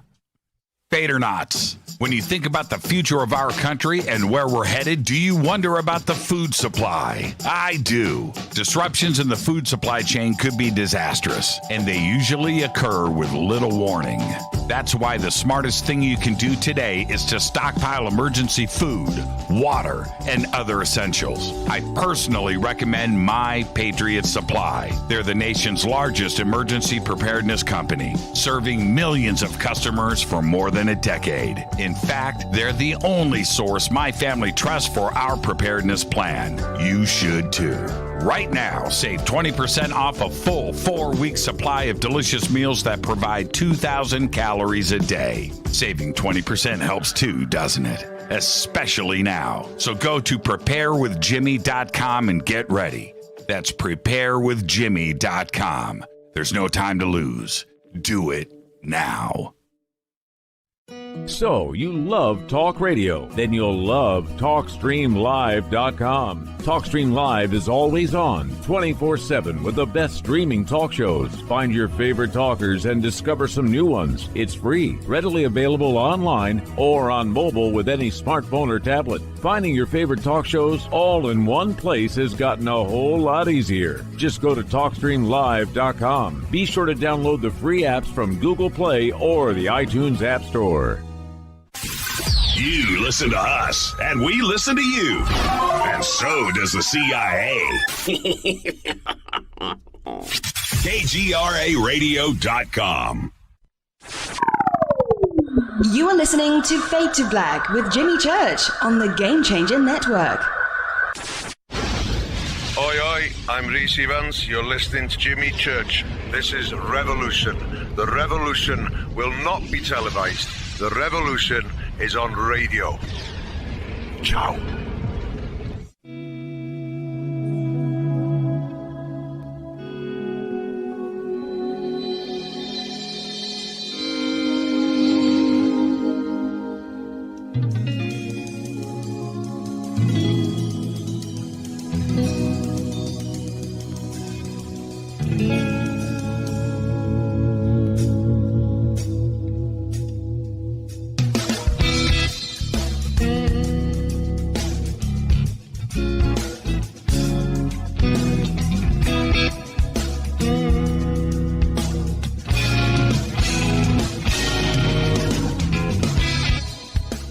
Welcome back, Fade to Black. I am your host, Jimmy Church. Tonight, our guest, Eric Mitchell. We'll get to more with Eric in just a second. I want to talk to you about Virtual Shield VPN. You need your own VPN. This is the world that we live in today. Just look at my studio, the studio next door. All of these computers all have Virtual Shield VPN. It's the only way we do things around here today, because they have a strict no-log policy, and it's all built into their software from the ground up for your protection. Virtual Shield routes your internet through advanced encrypted servers across the globe to prevent your internet service provider from being able to spy on you. That's right. Go to virtualshield.com/fade to black. That's all you've got to do. You will get Virtual Shield VPN for 50% off today. And if you're too lazy to type into Jimmy Church, our guest tonight, Eric Mitchell. And, you know, this is what's great about this show. Eric, I did sports for a while. And when I did sports, I had zero issues with technical stuff. None. Nothing ever happened. Start talking about UFOs and the CIA, things go crazy. Yeah. Oh, just to add to that really fast, here's something that's really creepy. You know, I got off the phone with Harvard Med the first time. I contacted them. I really wanted them to take a look at just all these papers and so much information I had to shove down their throat. And you know, this guy said, he was really cool about it. He said, I'm going to look into this. It sounds like it's got merit. And he said, no CIA, no spooks, nothing like that, just a study. And I said, yeah, off the phone with him. Dr. Christopher Green, or Kit Green from the CIA, calls him up. How in the world? And he said he wanted to be involved with the study. Now, how in the world, that was our first conversation. Did he have any clue that conversation happened unless he was paying very close attention? Not to mention, he was AKA Blue Jay in the aviary, these bird people. Yes. And turns out he was the head of the phenomenology desk for quite some time before Ron Pandolfi, which is now the head of the phenomenology desk. And these guys are top echelon. Yeah, they're listening right now. Trust me. Now, what do you make of, as you've gone through so much since 2013, what do you make of the things that are happening today? I just posted up, I watched Marco Rubio's comments that were just posted. I don't know if you caught it, but his comments today were pretty incredible. I was going to replay him on the show tonight. talking about this report and what's going on with UAPs. I think it's TMZ, actually. So chew on that for a second. And the guy from TMZ is pushing the UFO question, right? Is it aliens? Are they coming down? Are aliens a threat? What's going on? And Marco's like, I'm not going there just yet. But something is going on, and we need to find out what it is. Well, we're talking about the head of the Senate Intelligence Committee and these conversations happening in the public domain. What do you think is going on? Well, I think it's a yin and yang situation. I mean, they wanted this to come out. What it was put to me back in 2015 with quotation marks, with his fingers, is there's going to be a weathering, more on television, more on the news, break in 2017 with the New York Times. But I was also warned about it because, this is a very important thing. I mean, not to upset too many people, but it's more useful than COVID. The wrong people can take advantage of such a powerful paradigm shift, psychologically, financially, not to mention the war machine. The war machine, I asked him, I said, why would we want to go to war, against something that we don't even understand yet? And he said, well, when your mind's shaped like a hammer, every problem has to look like a nail. And that really just sunk into my stomach. I went, oh my God, this is sociopathic. It's nuts. But that's what we're looking at. I mean, anything that could be used by the quintessential narcissist will be used against the American people and the world's people. So we got to watch out for that. Who are the bad guys and who are the good guys here? But most importantly, I think experiencers themselves need to get together, meet each other, and start talking more, because, Jimmy, so much has changed so fast. Just from my perspective, to walk into a bar and order a beer and the bartender go, oh my God, you're Eric Mitchell. I so believe in UFOs. Everywhere I go, and I don't do a lot of public. So for people just to constantly approach me on this means that there's so many more people paying attention, so many people coming out of the closet. The wife's at work, I'm going to watch Ancient Aliens because, she doesn't believe in that stuff. So, it's opening up faster than I thought it ever would. I mean, there are so many people interested in the subject, and they want to learn more, but unfortunately they're being compiled into a disinformation campaigns such as YouTube and all other social media. I don't know who these people are. I don't know where they're from. I know a little bit about the technology, but they're not from here. I can tell you that right now. But I'm a civilian. I'm not a part of the government or anything like that. So I guess we're going to have to wait for them to catch up with us. Why do you think that the media was so willing to use, fear and threat and the verbiage, which for a couple of years seemed to be daily, whether it was on television or it was written in articles? It was just threat, threat, threat, threat, threat everywhere, where, as far as I know, none of our planes were shot down. Yeah. I don't consider it a threat, and I'm a person with scars on my body that can't be explained by surgeons. I've been through hell. And I still don't consider this situation a threat. I consider it a threat in the wrong hands, like the media. COVID's definitely a threat in the hands of the media. Project, Mockingbird. Certainly, if you want to go back and look on how it's controlled by the CIA, information points are bullets in a quiet war, in a consciousness war. And it's basic and simple. We've got a lot more evil out there than we're willing to admit to ourselves. We're so trusting. We're raised in this system, So now, has you mentioned Kit Green? You mentioned Ron Pandolfi. Has Kit reached out to you directly? Have you spoken to him? No, he didn't reach out to me directly at all. He just he reached out to Harvard. Bypassed me altogether. I'm just a guy giving information out and hoping that, there'd be some follow through with Harvard. I wanted to make sure they had enough information. And by the way, these guys at Harvard are so smart. it just blew my mind. It just blew my mind. Not only did they take this information in, they assimilated it greatly, and they're ahead of the curve now.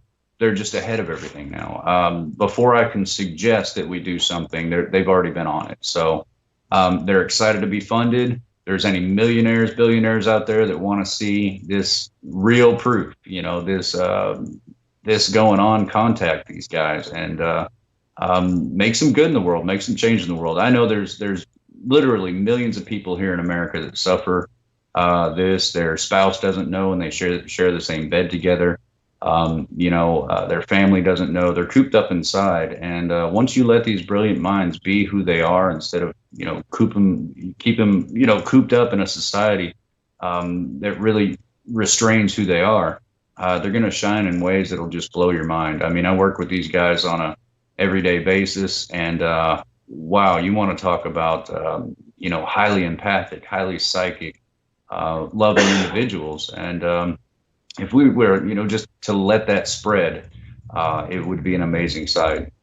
Now, and what is that? Are you guys? I want to hear in Twitter. I want to see in Twitter. Did you guys hear that? Okay, that. This is getting strange. Yeah, that was pretty weird. I'm going to listen to this show. Yeah, let's make a note. That was at 8:41. At 8:41, what was that crazy audio? All right, that was bizarre.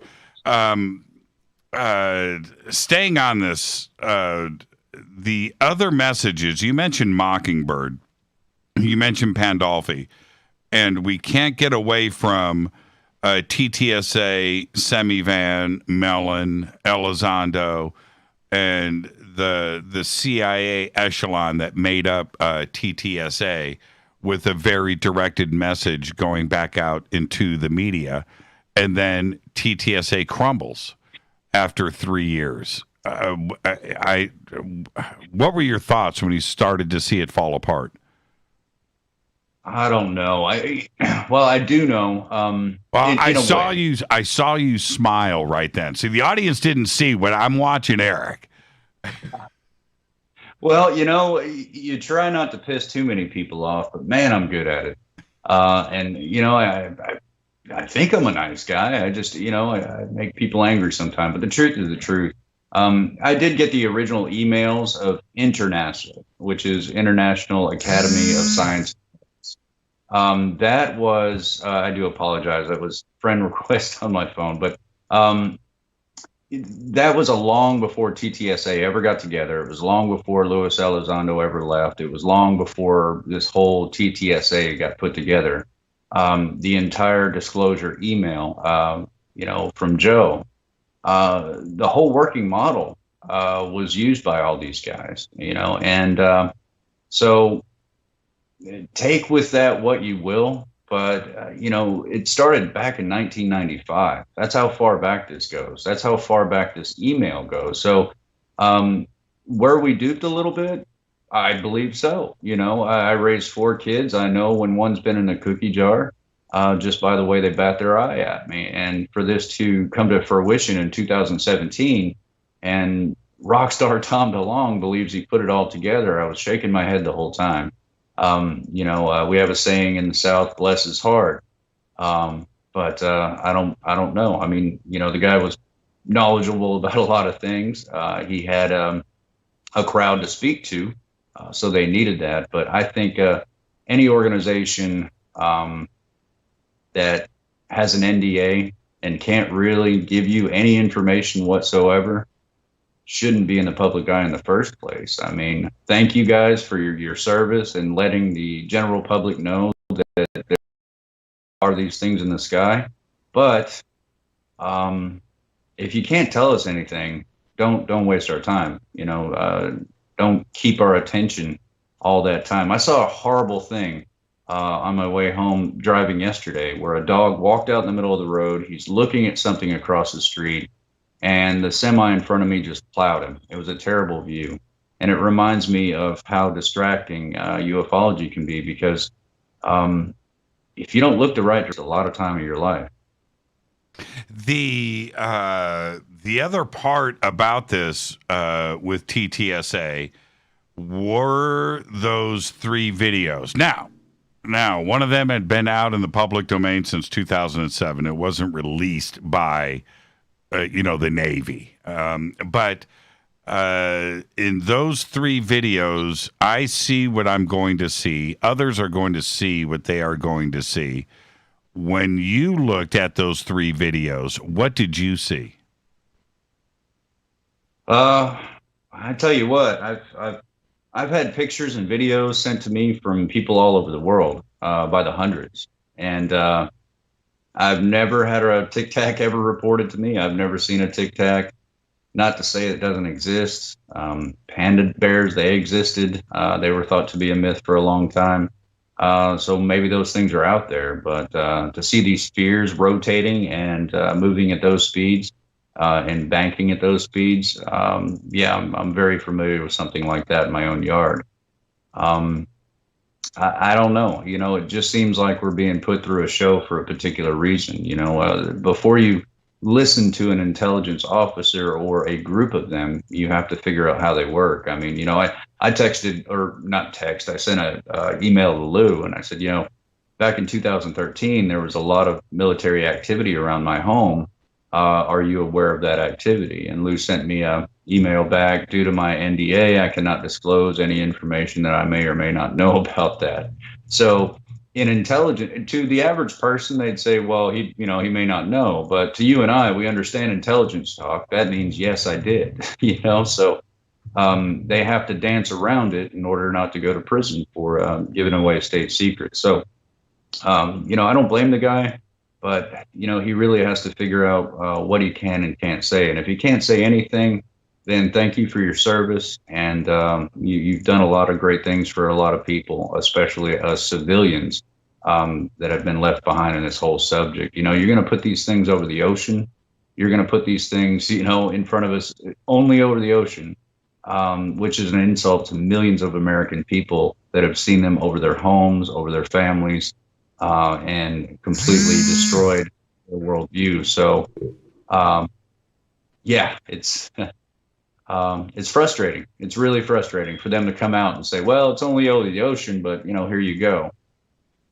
The report, the UAP task force report, is due. There's starting to be a little bit of chatter about what may or may not be included in this report. I'm not going to get excited or be bummed out until it's released, but there's a lot of chatter now. What do you expect in this report? I think, like anybody else that kind of follows this, I don't think we're going to get a whole lot. Jimmy, I think you understand this, but maybe not a lot of people understand because you've been through that type of world change. The weakest link as far as a person out there that's going to be affected by understanding that these things are here and they're not from Earth, they're going to go through their own worldview change. And we've got, 330 million Americans here. So we have to do this very slowly and very carefully. I do understand them doing that. I understand why they call it a weathering, with quotation marks, because it is dangerous. It could hurt people, push them into drug abuse or alcoholism or depression. I mean, my gosh, we're already in a pandemic-ish thing, whatever that is. But why make it worse now? But yeah, it hits home. It really hurts a person. It really changes a person's thought process. So I think, I hate to say it, especially for my own benefit, but slower is best. Just like free energy. If we were to come out with free energy overnight, it would collapse everything, and it would be a huge mess. I want to see free energy tomorrow, but I don't want to see the impact of overnight change in the economy, because who knows where it could lead other than just a disaster. With the after the pandemic, we're not quite out of the woods yet, but I think we're getting there. But after what the world, not the United States, the world went through in the last 12, 14 months, finding out that we're being visited by ET, I don't think that that's really that big of a deal. I hope you're right. Yeah, I hope you're right. Well, you know what I'm saying, right? I mean, what could freak people out at this point? I would say not much. You know, Jimmy, I think we rushed through the murder hornets a little bit too fast. Yeah, don't you think? I miss the murder hornets, man. Oh. And that should have lasted a little bit longer, but I mean, they had their week of fame, and I mean, just fear, one after the next. I mean, that's how it's done. Don't talk to the frontal cortex, talk to the medulla oblongata and get that thing all upset because it doesn't know what it's doing. It's been that way for a long time, but. Do you think that we did go through a mental beatdown leading up to the pandemic, putting the pandemic aside and everything that happened in 2020, the riots and the unemployment and economy and lockdown and death and sickness and everything that was the election, right? And fake news and everything that went down to 2020. What led up to 2020 was pretty nutso too as well. Huge headlines, craziness, where we just got mentally fatigued. We got beat down by the news and the media. Absolutely. And, my point of view was kind of maybe a little bit unique because I'd been on the road. I've been chasing down documents. I've been meeting with people. I believe on boots on the ground instead of, hearsaying back and forth. So I wound up at my investigator's house and he said, "Hey, how about we sit down and watch some TV?" And I said, "Bear, I haven't done that in 6 years. That sounds great." I sat in a nice comfy chair and he turned this thing on and my spine was straight almost immediately. The first thing I saw was a commercial with a model in a two-piece holding a hamburger called a three-way burger. I then saw, and I'm not kidding, Jimmy, the next commercial was Naked and Afraid. And I looked at Bear, I said, "Bear, what the heck is this?" And it's naked people running around in the woods on film. And I'm thinking, my God, things have really changed. So when the news finally came on, I was so shocked to see how punchy and pushy and just overbearing these news reporters were about my belief system of a pandemic. Like a good friend of mine said, and, he works as a microbiologist. He said, "Eric, you don't need a TV to tell you there's a pandemic. If there was a pandemic, you'd know about it." So, a three-way burger. Yeah, I'm still stuck on that one. Yeah, too. live on Fade to Black, the three-way burger. Now, it's funny that you mentioned that because I'll send it to you. I'll send it to you now. Hold on. You know what? Let's just do this in real time. I want you to enjoy what I'm about to send to you. And check this out. See, we can do this in real time. I've got Eric's private. Oh, wait a minute. Your top secret number is not stored yet. I was going to. Okay, I'll do this during the break. I'm going to text you this picture of the late night stoner menu.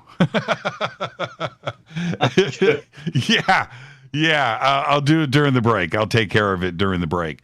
Now, this is when we come back after the break. I want to talk about your new documentary. And one of, again, the choices that you have made is to handle things yourself, to do things yourself and not allow networks and executives and others to make decisions for you. Right? Yeah, that's correct. I'm not going to put out a number there, but I did not sell my integrity for a very large amount of money. So, yeah, do it yourself that way. I mean, Travis taught me a lot when it came to that. I saw the suffering in his eyes. I can see the frustration, with what happened to him. The Allagash twins as well, they got put through the ringer. They still suffer today from, how the public treated them and how television and the book industry treated them. So yeah, I don't need that. I've been through enough, so yeah, I could be just throw my stuff in a closet somewhere and walk away. I can't do that. The public needs help and they need to know what's going on.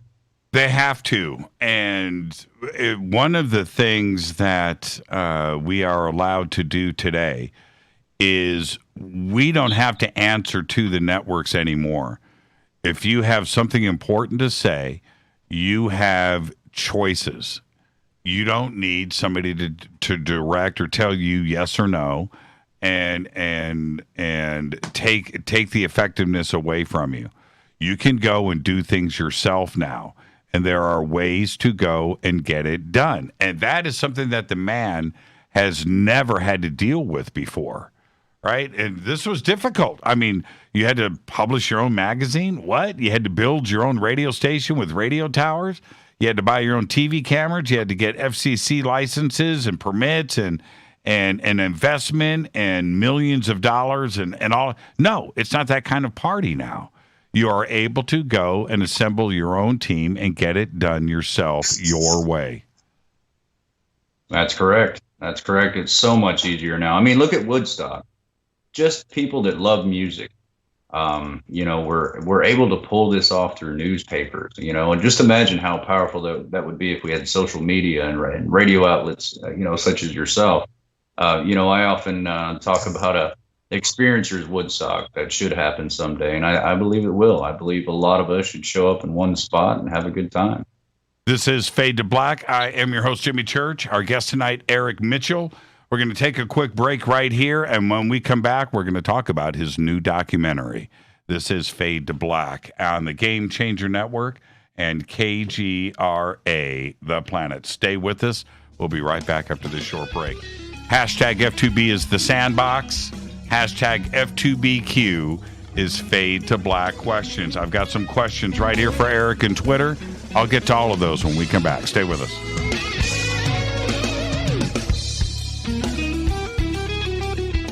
Hi everybody, this is Rob Halford, the Metal Guard on JimmyChurchRadio.com. This is KGRA Digital Broadcasting Station. Salt Lake City, Utah. Van Buren, Arkansas. Why is it we're not very good with our health regimen until it's too late? We don't put oil in the car until the engine blows up. When the body's out of balance, your health is not so good. Give your body some love. Log on to GetTheT.com. That's GetTheT.com. Try our Life Change Tea, which cleanses you from harmful intruders. A clean colon is one of the ways to bring the body in balance. We also carry organic supplements to help you get where you need to go. So do your body a favor. Log on to GetTheT.com. That's GetTheT.com. You can even visit our sales page to save some dough. Does anybody call money dough anymore? Anyway, if you're looking for short, helpful health tips, go to YouTube and punch in Health Matters Now. That's Health Matters Now. So, log on to GetTheT.com, shop, get balanced, then learn some cool tips at Health Matters Now. You'll be glad you did. That's GetTheT.com. Your contact for current news and trending topics. KGRARadio.com. This is Jimmy Church of Fade to Black, and I only drink Fade to Black blend coffee from Rivermoon. Just click on the Rivermoon Coffee banner at jimmychurchradio.com. Promo code F2B This is the only way forward. This is Fade to Black. Make contact. KGRARadio.com.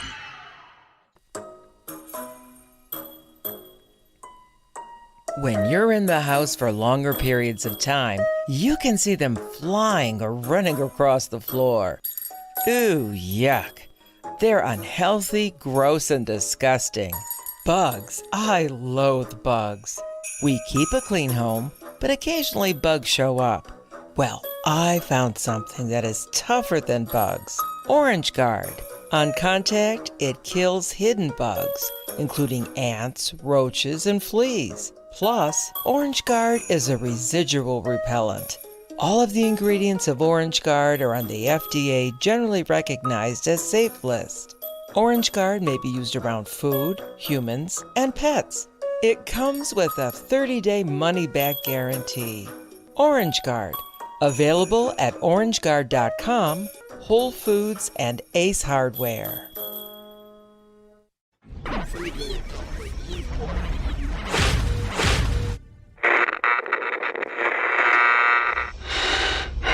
You want to know a secret?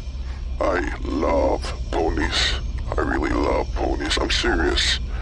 I couldn't stay sane without ponies to brush. Why fade to black? Because you never got that pony, damn it. This is Fade to Black with Jimmy Church on the Game Changer Radio Network and KGRA, the Global Radio Alliance.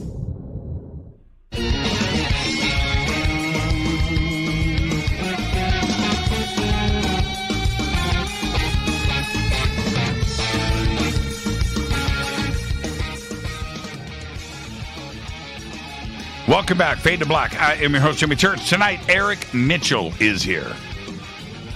For the first time, what a great conversation tonight. I want to remind everybody, tomorrow night is the return of Terry Lovelace, and of course, Thursday night is another Fader night on Fade to Black with open lines all night long.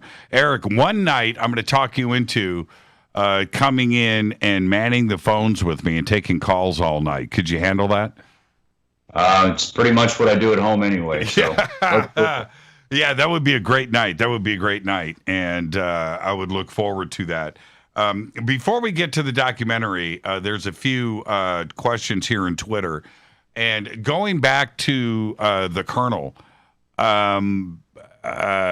Kim says, "What would a lieutenant colonel be doing stalking around a trailer park?"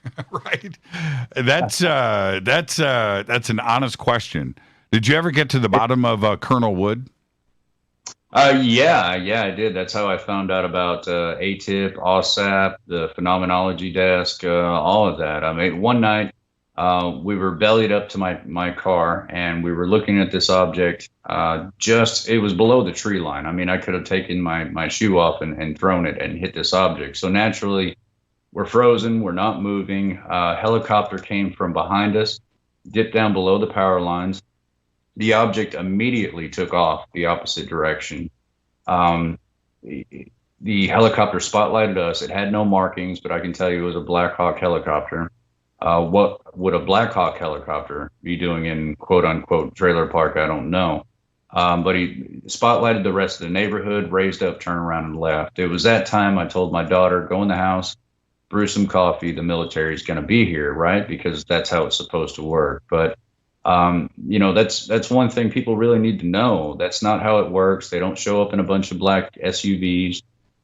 They follow you from a distance. What they do is they pull a domestic intelligence report. That means it legalizes them to stalk you and pretty much, an abolished Patriot Act. They can do whatever they want. Did you get the image I texted you? I did. Now, did that make you hungry? No, it made me want to get a salad. It's terrible. Oh, man. And, that's Southern California for you right there. My God. I know, right? Yeah. I don't know. I might be going there tonight after the show. I don't know. Just to get the salad. Get the salad. We are so socially engineered into consumerism that I don't think a whole lot of most of our lives have anything to do with reality. We're told what to do, what to buy, what to think, who to judge, what to wear. And, I think, being pulled out of this worldview, you get to see that on an everyday basis and somehow have to hide it while you're doing your everyday thing without a fanny pack and a 23-inch or 23% interest card on your credit, card. So, yeah, it's a different world when you get pulled out. But yes, looking at something like that, I got to go do some sit-ups after the show. Yeah, I've got to channel my inner anaconda, and and see, this is the thing. I behave myself most of the time. I do. And I'm not young anymore. I'm much older than you are. I'm not young anymore. But I do behave, right? I do. I honestly do. I don't do sodas. I don't do this. I don't do anything that was fun before and easy is not easy these days. But once in a while, I like to be a rebel and channel my inner childhood and just go out and do something wrong and feel guilty about it. Absolutely. Yeah. Yeah. So I'm going to go get that grilled cheese double cheeseburger. I mean, who does a double cheeseburger with a grilled cheese sandwich for the top? You know, what is going on? I don't know. I would have to learn how to unhinge my jaw to eat something like that. That's right. And smoke a lot of weed. Yeah.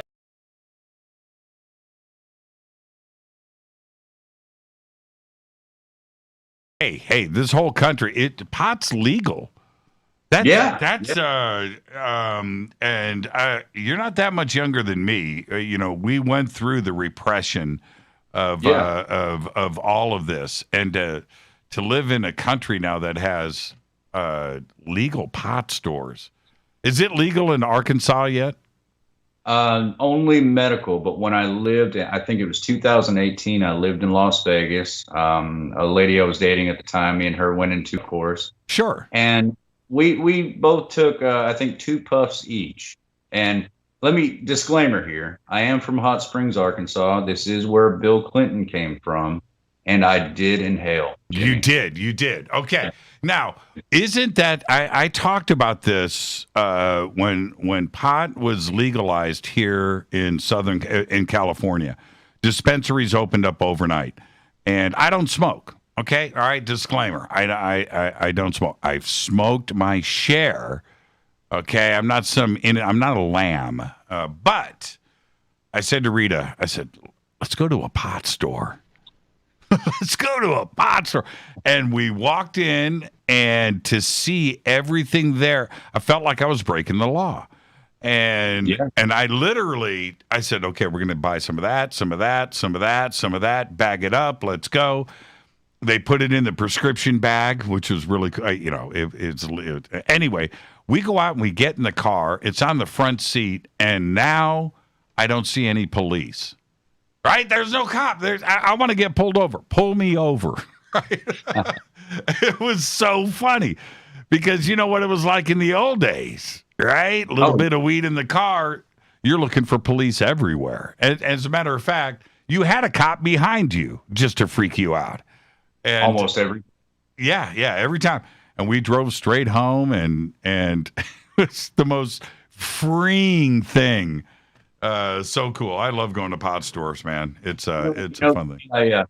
I think it was called Luke Skywalker, and I immediately went into the most severe philosophical conversation of my life with myself, by the way, because nobody else understood a word I was saying.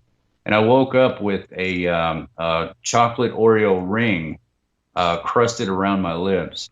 It was just I didn't look too great the next day, but it was interesting stuff. It's not like when we were kids. No, it's a brand new day. It's a brand new day, including your documentary. Great segue in that. Yeah. The documentary. This is a way for you to free yourself, to do this your way. What's the message? How are you approaching this? Well, I got with a group of amazing guys. They do a podcast called UFO Garage. They've always wanted to get into, some kind of film. They've been in, just studying all of this stuff ever since they were kids. So they're really excited, and they're honest people. They're great people. And you don't see that a lot out there, traveling, and everybody wants to grab a piece of you the moment you have, experiences. So these people are very humbled, amazing. They got a great director, and man, so far it's great. But what they want to do is pretty much encapsulate, a timeline of everything that happened to me, how I reacted to it all, and my biggest part is to try to show how many of us are actually out there, the quintessential experiencer, the caudiputamen and basal ganglia area of the brain that is prevalent with us, and try to dive as deep as possible into the psychology and sociology of the whole thing. I mean, right now I have 32 clients that are psychiatrists. They don't know how to deal with the process that are going through. It's not written in the books. I mean, Jimmy, it's not written in the book. So some psychiatrists get a hold of me because they have so many patients talking about the same thing and they don't know how to deal with it. They say, well, it's obviously not a delusion of grandeur. It's not this, it's not that. How do I deal with my person? And I don't have a PhD in this. Nobody does. But I can definitely say I think I spend a lot more time than even the self-proclaimed experts do. And I dive deeper into that, once trust is established. Now, how do you speak to everybody? Right? You've got to not necessarily generalize, but you can't talk above people. You can't talk below everybody. How do you get this to the widest audience? How do you approach it? Ooh, that's a good question. I mean, which part? You don't want to talk to the general public about quantum physics, so naturally you want to, I don't want to say dumb down, but talk about it in a way that people will understand. That's going to be a difficult part. Just how you and I started out the show about my experiences, there were a lot more. There's no way we can cover all that in the show. But put it out there the best we can, actual video.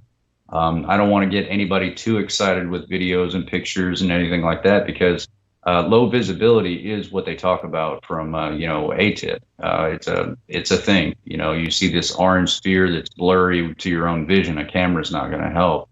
I think with people that come out with crystal clear pictures have a little answering to do. But I think through a lot of articulation, I think it was entertaining, even though it is the truth.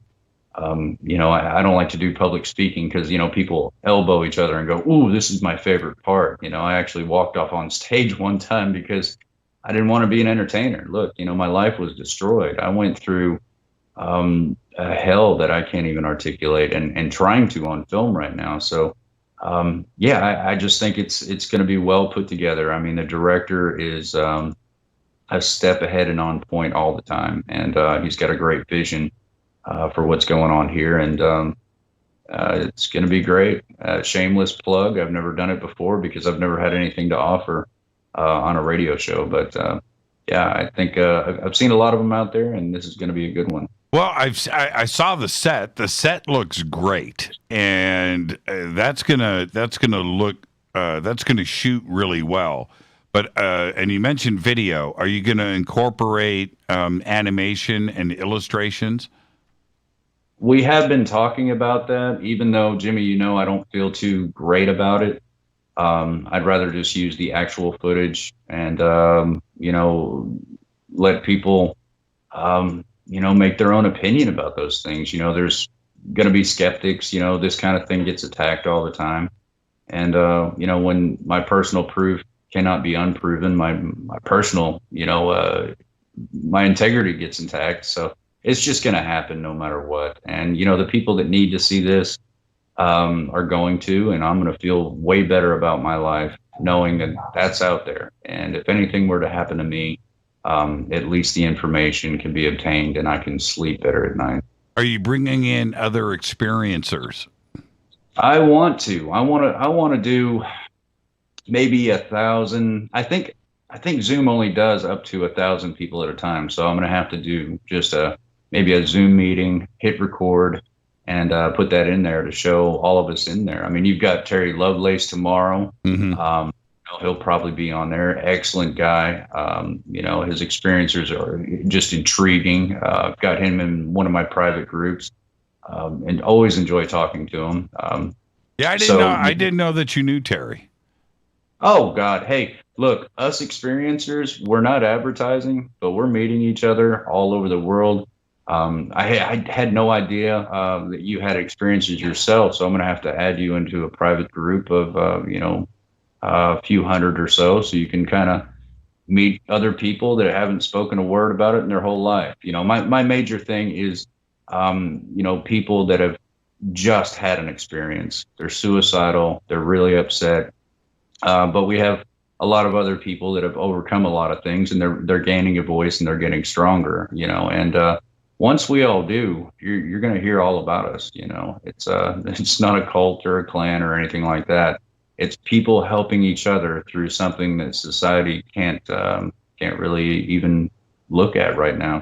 So, with that kind of support system, all together, instead of me working 24/7, it eases up a lot of pressure on me as well. And it shows a lot of greatness in these people. Yeah, I don't know if I would classify myself as an experiencer, but there's something very interesting that I have observed about my life, which is that I have been at the right place at the right time to see some crazy stuff way too many times than I can count. With friends, with witnesses, and we're all together, and then something absolutely extraordinary happens. And I can't explain that. I don't know if it's me, if it's the group, if it's the mood, if it's, where we are emotionally at that moment. I'm not sure. But there have been some crazy things that have gone down with me. And I can't... Doesn't that make you want to look into quantum decisions? Why do these quantum entangled pieces automatically make decisions without even consulting anything else? The smaller pieces that build up all of life and all of matter and everything, they seem to make decisions all the time. And, aren't we made of that stuff? So it is intriguing how it seems like someone's writing the script and you don't know what's going on.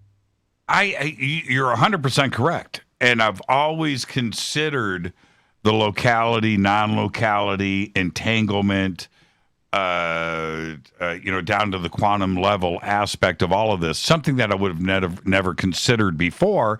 And I think the majority of the UFO community today understands so much more than they did in 1970 about the phenomena, in 1965 and 1960. When it was, flying saucers from Venus, here to,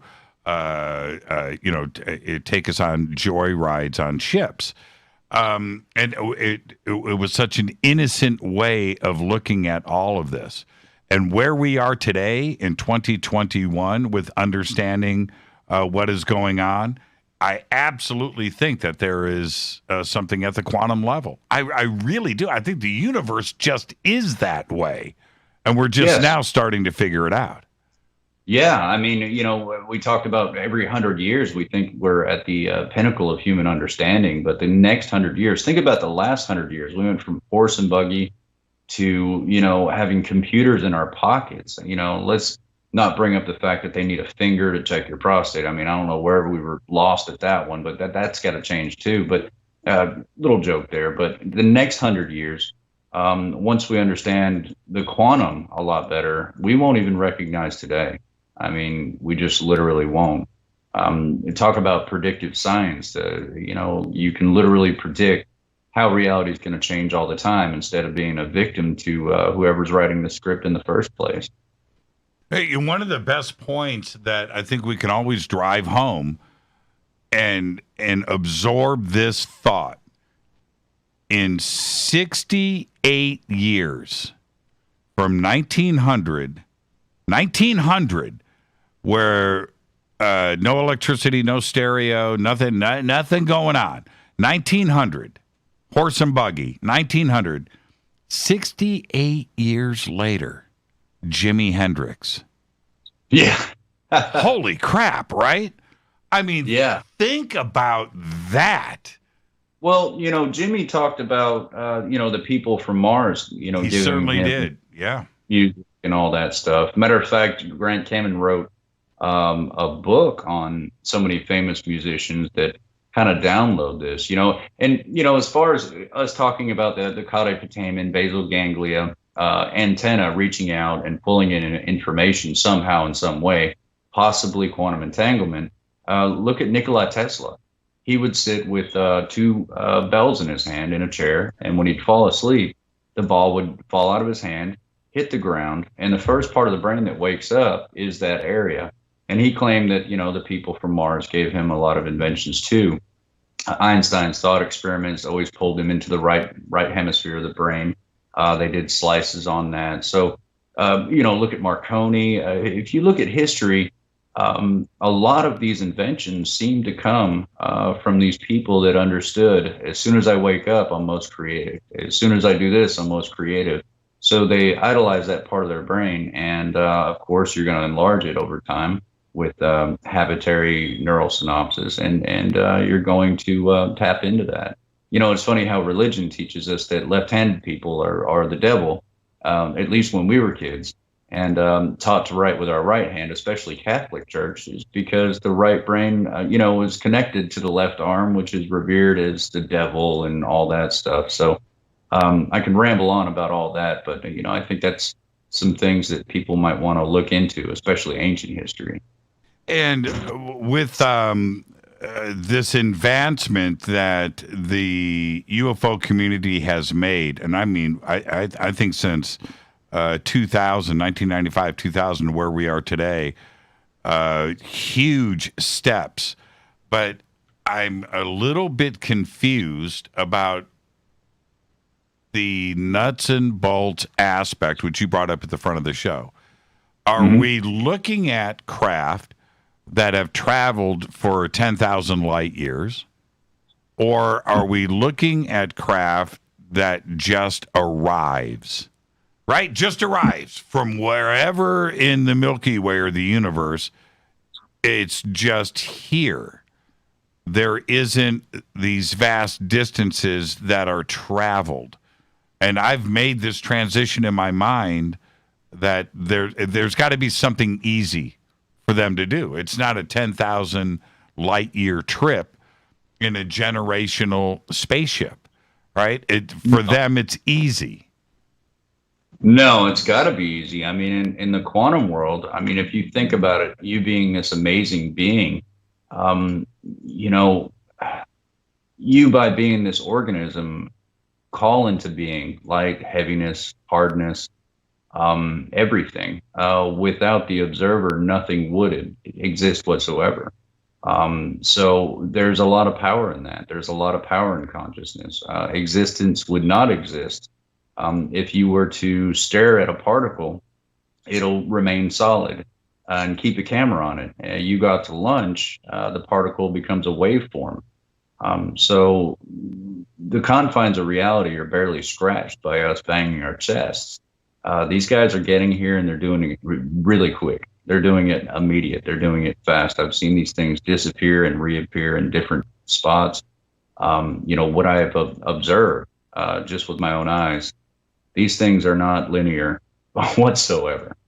It's one of the most interesting concepts of all. And when we get into UFOs and ET and contact and intelligence, what we are actually observing, because a physicist and a quantum physicist is going to tell you that a particle is a wave, and when you are observing it, you are seeing one thing. You take your eyes off of it, and it changes. Now, wait a minute here. That is way out science fiction, but this is the science that they are studying and want us to understand that. Well, wait a minute. Then what about Bigfoot? Right? You don't want to talk to me about Bigfoot? You don't want to talk to me about ET? You don't want to talk to me about life after death or consciousness? But yet you want me to believe that nothing happens until it is observed and looked at? Come on, man. You can't have it both ways, can you? Yeah, well, I mean, a lot of top-notch researchers that have been around, boots on the ground, 40, 50 years, they'll sit around and say all these subjects are somehow related. And when I look at them and I say the electromagnetic field, their jaw hits the floor because they get it, If the experiencer, if the quintessential experiencer's brain is trying to be this antenna, and you have a craft, and its surface area is made out of that same stuff, neural synapses, and you have non-local microtubules in your own brain, and this connection can happen at a distance. Travel, and these are facts, by the way, travel would be somehow through consciousness, so. And not at the speed of light, but at the speed of now. The speed of now. Yeah, the speed of now. And communication would happen the same way. Well, we're already finding that out with quantum computers. We can do a now from here to China immediately with quantum computers. Now. So if we can send information that way, it's just a matter of time before we can send, an object that way as well. I mean, there's plenty of teleportation things that we've done in Australia, moving a marble through a wall and things of that nature. But this is the science of it. This is what Ben Rich was talking about. All things in space and time are connected. It's all one thing. Robert Schrodinger, the number of all minds are one. People out-of-body experiences where they take off very far, very quickly. It's not noted a whole lot, but it is noted. So it's just a matter of time, and I think that was, the most important move I can personally make is get Stanford and Harvard together, and I'm looking at a couple of other major universities that might want to get involved and go ahead and nail this thing down, because it's just been too long. My major outlook is not really, the military, the government. Yes, I do pay attention, but the civilians themselves are the real treasure when it comes to this whole thing. Now, we are coming up to a break. Eric, I'm going to ask you to stay on with us for one more segment. Can we do some overtime? That's what I'm talking about, man. No, listen, when we come back, we didn't talk about disclosure. So I want to loosen up a little bit, have some fun, and talk about disclosure and where we are today. Are you game? Sure, I'm no expert, but I'll try to hang. Our guest tonight, Eric Mitchell. I am your host, Jimmy Church. We're going to come back after this short break. We're going to go into overtime. We've got to go into the D word, disclosure, and where we are today. I'm your host, Jimmy Church. This is Fade to Black on the Game Changer Network and KGRA, The Planet. Stay with us. We'll be right back.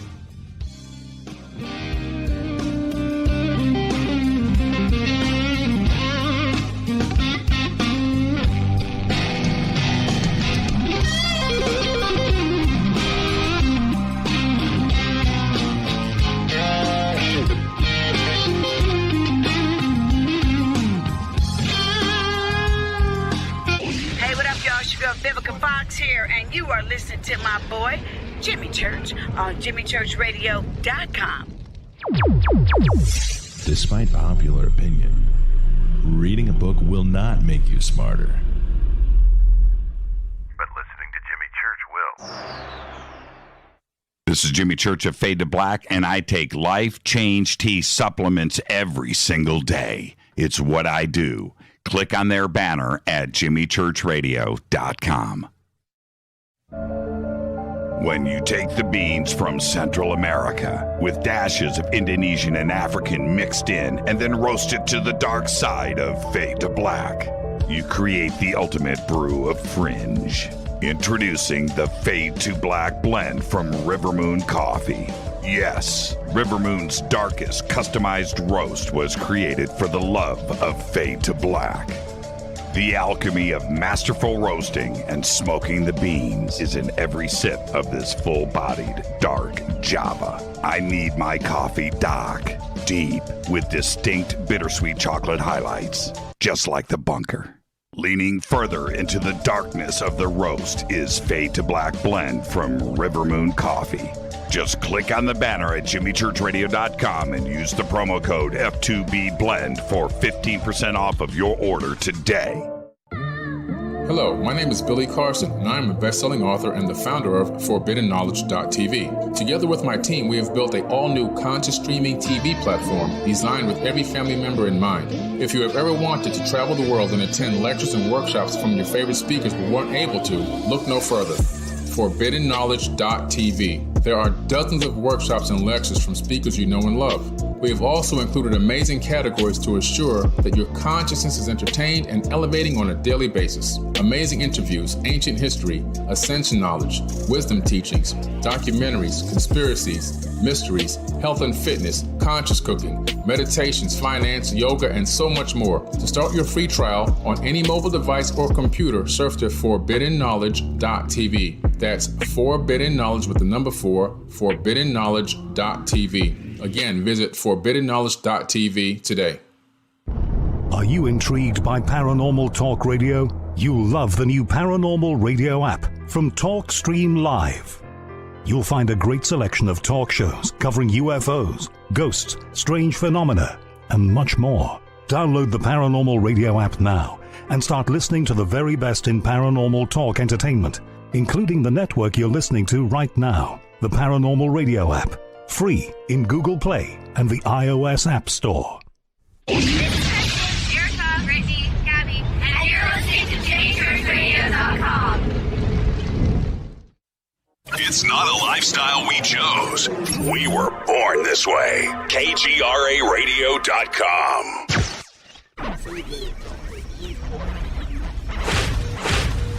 This is KJCR at JimmyChurchRadio.com.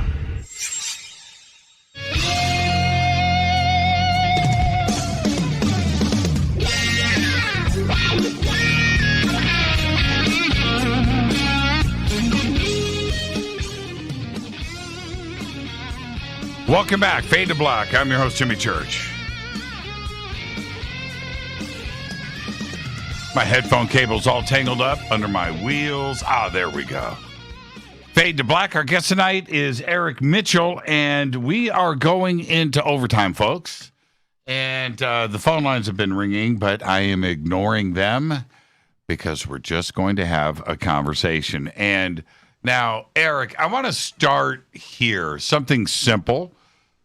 What's your definition of disclosure? Oh, man.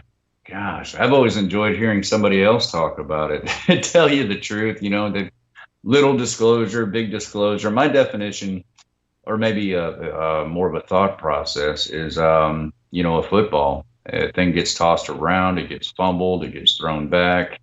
There's little touchdowns here and there.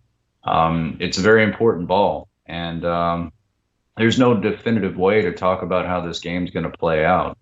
There are players that a lot of people don't talk about, like us on the ground here, and that's a big factor. We the people, written in the Constitution. So I think a lot of us have to come forward. There is a poor me stage and a why me stage.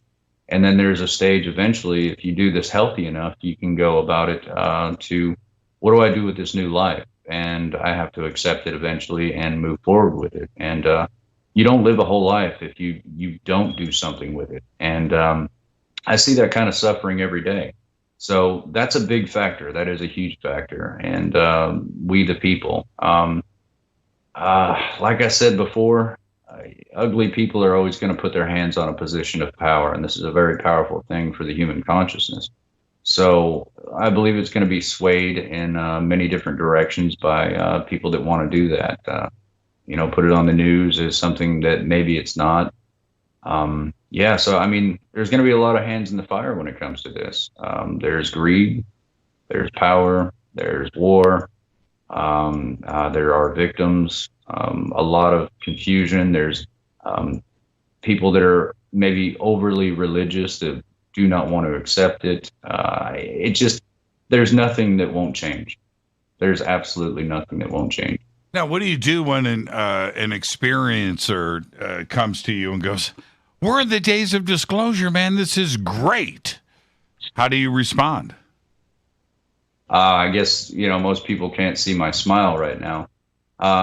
It's not great. It's not great. Keep your head down, keep working, keep doing the right work. Don't get distracted by entertainment or what people want to throw at you, because you've got to keep your eye on the ball. There's a lot of distractions. And I always tell my friends, I always tell people that I work with, manage your distractions responsibly. Don't get caught up on this or that. The he said, she said, the pulling each other's hand in the hair in the sandbox. It's quite ridiculous. We've got to push forward. We've got to go toward academics. We've got to go toward understanding this whole thing. I mean, what is going on? We're on this blue rock floating off on the edges of a small galaxy, wondering what kind of hamburger we're going to eat later on, So we got a long way to go as far as understanding all this, and don't let up when we think it's done, because it's not. Disclosure is going to take a lot of work by a lot of people. A lot's going on right now, and I feel good about it too. It's a big weight off my back to know that so many people are waking up to this understanding. But fight it like we fight a cold. Vitamin C the heck out of it. And just because your symptoms let up, it doesn't mean that you don't have to keep going every day to make sure that you're eventually going to get better 100%. Now, and what do you have to say to the members of this community that now feel that the military is our friend, that the CIA is our friend, and they are working for us, and they are bringing out the secrets, and now they are part of us? What do you say to those folks? Well, I don't say anything to them. I don't talk to them. I'm busy. What a ridiculous thought. I've been contacted by counterintelligence. I've been contacted by these people that want to give me information, so I turn around and give disinformation to the public. Classic move. They're not our friends. They are there to keep state secrets. They are there for their own. They are not there for the American people. They didn't give one damn about me, knowing what was going on in my life. And I was just treated like a subject to look at, so that little constitution, that calls me an American citizen and protect and serve was thrown out the window the moment I was, of interest. Joe Furman, he didn't know about me. And we talked through Facebook after he learned about me through the CIA. They're like, well, yeah, the Eric Mitchell case. And Joe didn't know. So it's a real slap in the face, for my own country. So are these people our heroes right now? No, they're not. People may disagree with me. Everyone has the right to their own opinion. But me personally, as a father with my children going through the hell that I went through, I sure needed some help. And that's why I do what I do. I help people that I've never met on a daily basis to make sure that, these people don't kill themselves, don't harm themselves, don't, have a nervous breakdown, and their families have to suffer from those things. Do I get paid for it? Absolutely not. I could decide to go have some ice cream instead, maybe buy a sports car and drive fast for a few days. I can decide to live my life, but I choose to live this every day because I know it very well. I'm phonetic with it, and I have a lot of passion because it happened to me. I've been attacked. I'm going to be attacked, but I'm also going to bounce back 10 times as hard every time I do. Were you ever intimidated, physically or otherwise? Few times, yes. What happened? Oh, just got a phone call. You need to shut the F up, or something bad might happen to you. The same person called some, and I don't want to mention these experiencers' names because, it's up to them to talk about it. Threatened by the same person. And I just basically, I'm not going to use foul language on the air, but I just basically called him a cough winker and went on with my business. I'm not going to let somebody intimidate me. And what was the intention of it? I mean, was it you? Did they threaten your family, your employment, your history? What was the tactic? Basically, something really bad could happen to you if you keep going, and something bad can happen to me if I cross the street when it's too busy. It's not going to bother me. most of these guys in the CIA, you think 007 gun-toting, jumping over hoods, but they're actually nerds. They're, they're geneticists. They're not what you would be portrayed by TV. I mean, as a matter of fact, a whole lot is not something that is portrayed by TV. It's a very different thing, and we have this entertainment mind that's been raised by the television box our whole lives, from cartoons to nowadays. So when I reference what I've been through in my life, a lot of people have no idea, because it's completely different than the charade that's put in front of us as a theatrical idea. It's much different than that. And I wanted to ask you about that. You brought up Mockingbird earlier. It seems that, no, it doesn't seem that. What is going down today, not only in the media, but it's television and it's movies, it's networks that are dedicated to an ET agenda. It is a constant thing that is out there. It's one thing for our community, right? But the whole world is seeing a certain view and a certain take on ETs, alien invasions, shoot 'em ups, any script that you can write is being done today. What's the message? My message would be careful of your social engineering. We're all socially engineered, whether we like to admit it to ourselves or not. We're constantly bombarded by all of this, and you got to find out who you are, and put yourself in place to make the most in this world, no matter what you do. I don't care if you repair shoes, but the thing is, you got to turn it away. You got to put it all down and run your own race. I mean, we are bred consumers. We consume this TV stuff. We consume all these things. We don't consume enough of ourselves. Most people have Stockholm syndrome. We like to be who we're supposed to be, what we're told to be, told to wear. I know a guy. I know several people that have got a 30-year mortgage they can't afford just to impress people they don't like. So it's kind of nuts. I mean, the human race is nuts. I mean, can you ever imagine explaining all of what we do to someone that has no concept whatsoever, or why we do all these things? It's all based on consumerism instead of the idea that we can be our own person and not told what to be all the time.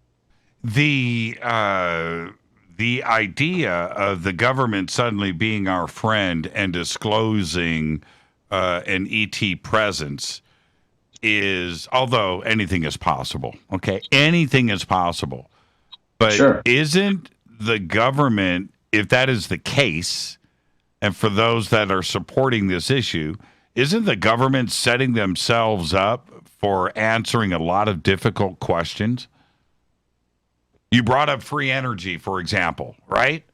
What? Sure. You mean we could have had free energy for the last 70 years? Right? Is that what you're saying? You kept that from us? We could have solved hunger and electricity and heated homes all over this planet, and instead you put us through this hell, right? And that's just one example. Yeah. They're going to have to play the part for as long as they can, and it's sociopathic. They're not.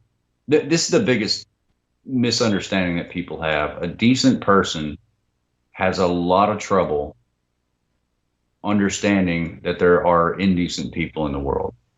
And the most indecent people in the world that we have suffer from something called narcissism. Not the name calling narcissism. I'm talking about the clinical term, where they cannot have enough power, they cannot have enough money, they cannot have enough people loving them or appreciating them in some sort of shallow way.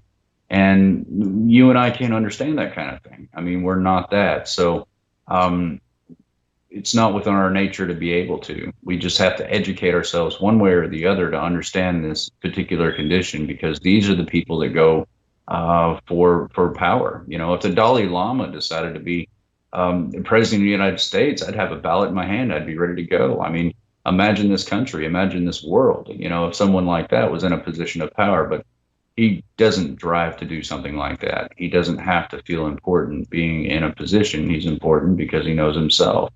And he often giggles about it, which is enlightenment, and that spiritual aspect that also lives in that part of the brain of the empathy, psychic ability, the ability to easily feel others' emotions. And, that I believe is an evolution of the mind. And, narcissism is what created the problems that we have in the first place. If we want to put it in a black and white perspective, it's much more complicated than that and complex. But, if we were to speak to a child, it would be basic narcissism that runs this planet. Who wants war 24/7? The carnage, oh my gosh, that's terrible. But there are people like that out there, and they want to ensue that and control as much as possible. So are they our friends?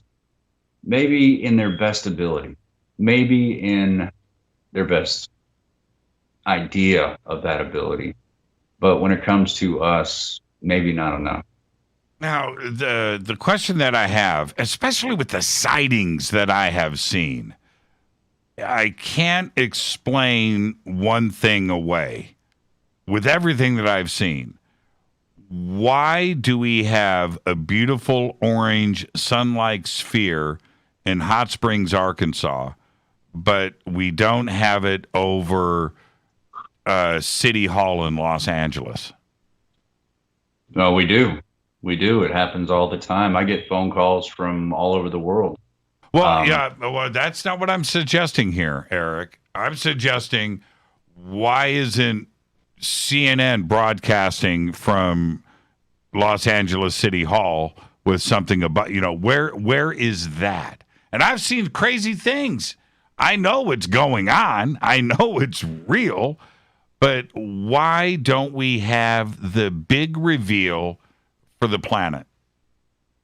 Well, like you were talking about earlier, it's a very, very embarrassing position for one person to sit in the hot seat and say, here they are over American soil. We're talking about them over the ocean. We're talking about them over the other ocean, but we're not talking about what's actually going on. They have the radar systems to pick these things up. They are seeing them. They know they're in numbers all over the place, and there's nothing they can do about it. So the best thing to do is not talk about that at all and talk about them over the ocean, try the waters a little bit and see how the American people act. They're not stupid. They're intelligence. They will goose step. They're never direct. They will goose step around. If you know a person in your life and that isn't direct to you, they goose step, around with information with you to see how you'll react. You can clearly see that particular person in your life is a very manipulative person and not a direct person. And that's what we're seeing with our quote unquote, maybe government or military or intelligence. They are trying us out, is what they're doing with this information, which is why they call it a weathering. I don't know if they call it a weathering on television, but I've been told personally that that's what they call it, a weathering. Not to go into detail, but there was a very specific moment, and I was out with a large group of people, 100, 200, and we have a pretty crazy sighting or two. Well, there was many, but there were a couple that were frigging unexplainable. Okay, just like paradigm shift, life-changing stuff. And Rita and I were walking away from that, and we had this conversation. And I had said to her, I said, look, if Wolf Blitzer was here tonight and saw what we saw, would he talk about it on the news tomorrow? And no. The answer is no. No. If he wanted to, I doubt it would show up on the teleprompter. There's people that own the media. There's people in intelligence that let the media know what they can and can't say.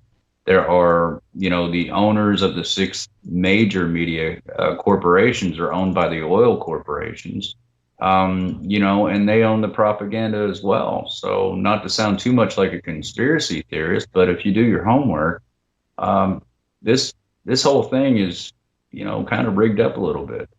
Now, I actually wanted to end on that note. I can't believe that you said conspiracy. One of the phenomenons that we went phenomenons. No, that's not a word. The phenomena that we went through in 2020 was the rise of the conspiracy theory, where anything that you could think of was turned into a conspiracy. And it didn't really matter what the subject was. And our community is used to that, right? We've got conspiracies all the time. We can talk about real ones, talk about fake ones, but we know how to deal with it and we don't lose our minds. But that's not what happened with this country and the rest of the world in 2020. Suddenly, conspiracy theory was front and center, and the rest of the world was buying into it and didn't know how to deal, right? And that was crazy to witness. Why do you think that the world was so reticent in years past to even listen to conspiracy theory, to suddenly, like overnight, believing and buying into anything? Oh, it's social engineering. It was decided a long time ago that we should ridicule anyone that questions people in power. I mean, a bunch of rich guys get together, decide how to get richer, decide how to get more powerful. They go to the same schools. They live in the same dormitories. They've met. They've met. So psychological warfare is basically what that is. I mean, I grew up in psychological warfare, calling, UFO people crazy. Now that I am one of those, I realize that crazy is not a diagnosis whatsoever. It's a self-policing word to make people feel uncomfortable about who they are. And that's a lot of control for a lot of people. We grow up socially needing acceptance from our peers, and we're taught what that acceptance should be. And that's what we live in, so it's unfortunate, but there it is, black and white. Now, do you think that there is a sense of relief for the millions of experiencers around the world, where now this subject is being talked about out front and in the media without the X-Files music being queued up, right? Where they can go back and go, see, I told you so. Is there an emotional release? There's not much I told you so in the quintessential experiencer. I mean, we're way more humble than that. I've got a group of, almost 400 solid people, have the pictures, videos, psychological transformation, strange abilities and all that. And they're wonderful people, but they're never going to say, see, told you so. There hasn't been a huge amount of relief, but there has been more opening, where they're becoming more open. This particular creature is very timid, very sensitive. And, that's why you don't see them in droves everywhere, because they don't want to really force their emotions or opinions on other people, because they completely understand how that feels. They live that every single day of their lives. There's going to be in the future, I can make being a holder on this stock market, I can make a prediction that we're coming, and there's going to be us in numbers, but it's going to be very peaceful. There's going to be a lot more people talking, and it's going to spread like wildfire. I mean, we're all kind of done with being shunned as human beings with feelings and emotions, and we've been through hell. And most of us can't even talk about it to our own spouses, much less a radio station. So, once that opens up, and it is our responsibility, not an external influence, but once that opens up and we learn to work together and not be divided and conquered by a social sphere or a situation, things are going to grow pretty fast. And I'm watching that behind the scenes. So we are coming. Thank you so much. What a great conversation tonight, Eric. And before I say goodnight, where can everybody reach out to you? I'm hiding in a bunker somewhere and nobody can find me. Yeah. No, best place to reach me is Facebook. I've got a kind of a ridiculous Facebook picture, but some movie people put it up for me. And you'll see some squiggly lines, blue lines behind my head that actually came from my brain in a Nashville recording studio. So you can look me up there. And so far, a whole lot of them already have. Yes, we have a big audience, man. This was a great conversation. One last. When do you think the documentary is going to be finished? I don't want to upset people by giving a definite date, but we're looking at late summer. That's nothing. Okay, so 2021, late summer. Well, people have to understand there's, a lot of editing that needs to be done. And that takes a lot of time, but we are working on it, and hopefully we can get it done pretty fast. Thank you so much, Eric. Be safe. My best to the family and everybody around you. Congratulations on everything, and thank you so much. What a wonderful night on the show. Thank you. Thanks for having me on, Jimmy. It was a pleasure. You're the best, Eric. Thank you so much. Have a great night. You too. Eric Mitchell. And yeah, as we wrap the show, he gets another buzz on his phone. He's probably laughing right now. This is Fade to Black. I am your host, Jimmy Church. Yes, Eric's links for Facebook are right there at jimmychurchradio.com. What a great conversation tonight. Tomorrow night, right here, Terry Lovelace. Fade to Black's executive producers, Rita Camarion. Shows produced by Hill J. Palm, Renee, Dennis, and Kevin. Announcers are Steve Harder, Gene Vito, and Mark D. Kovar. Webmaster is Drew the Geek. Music, Doug Aldrich. Intro, Spaceboy. SpaceboyMusic.com. Fade to Black is produced by KJCR for the Game Changer Network. Syndication is KGRA, The Planet. This broadcast owned and copyrighted 2021 by Fade to Black and the Game Changer Network, Inc. It cannot be rebroadcast, copied, downloaded, or used anywhere in the known universe without written permission from Fade to Black or the Game Changer Network. I'm your host, Jimmy Church. Until tomorrow night with Terry Lovelace, I want everybody to be safe. It's time to fade to black.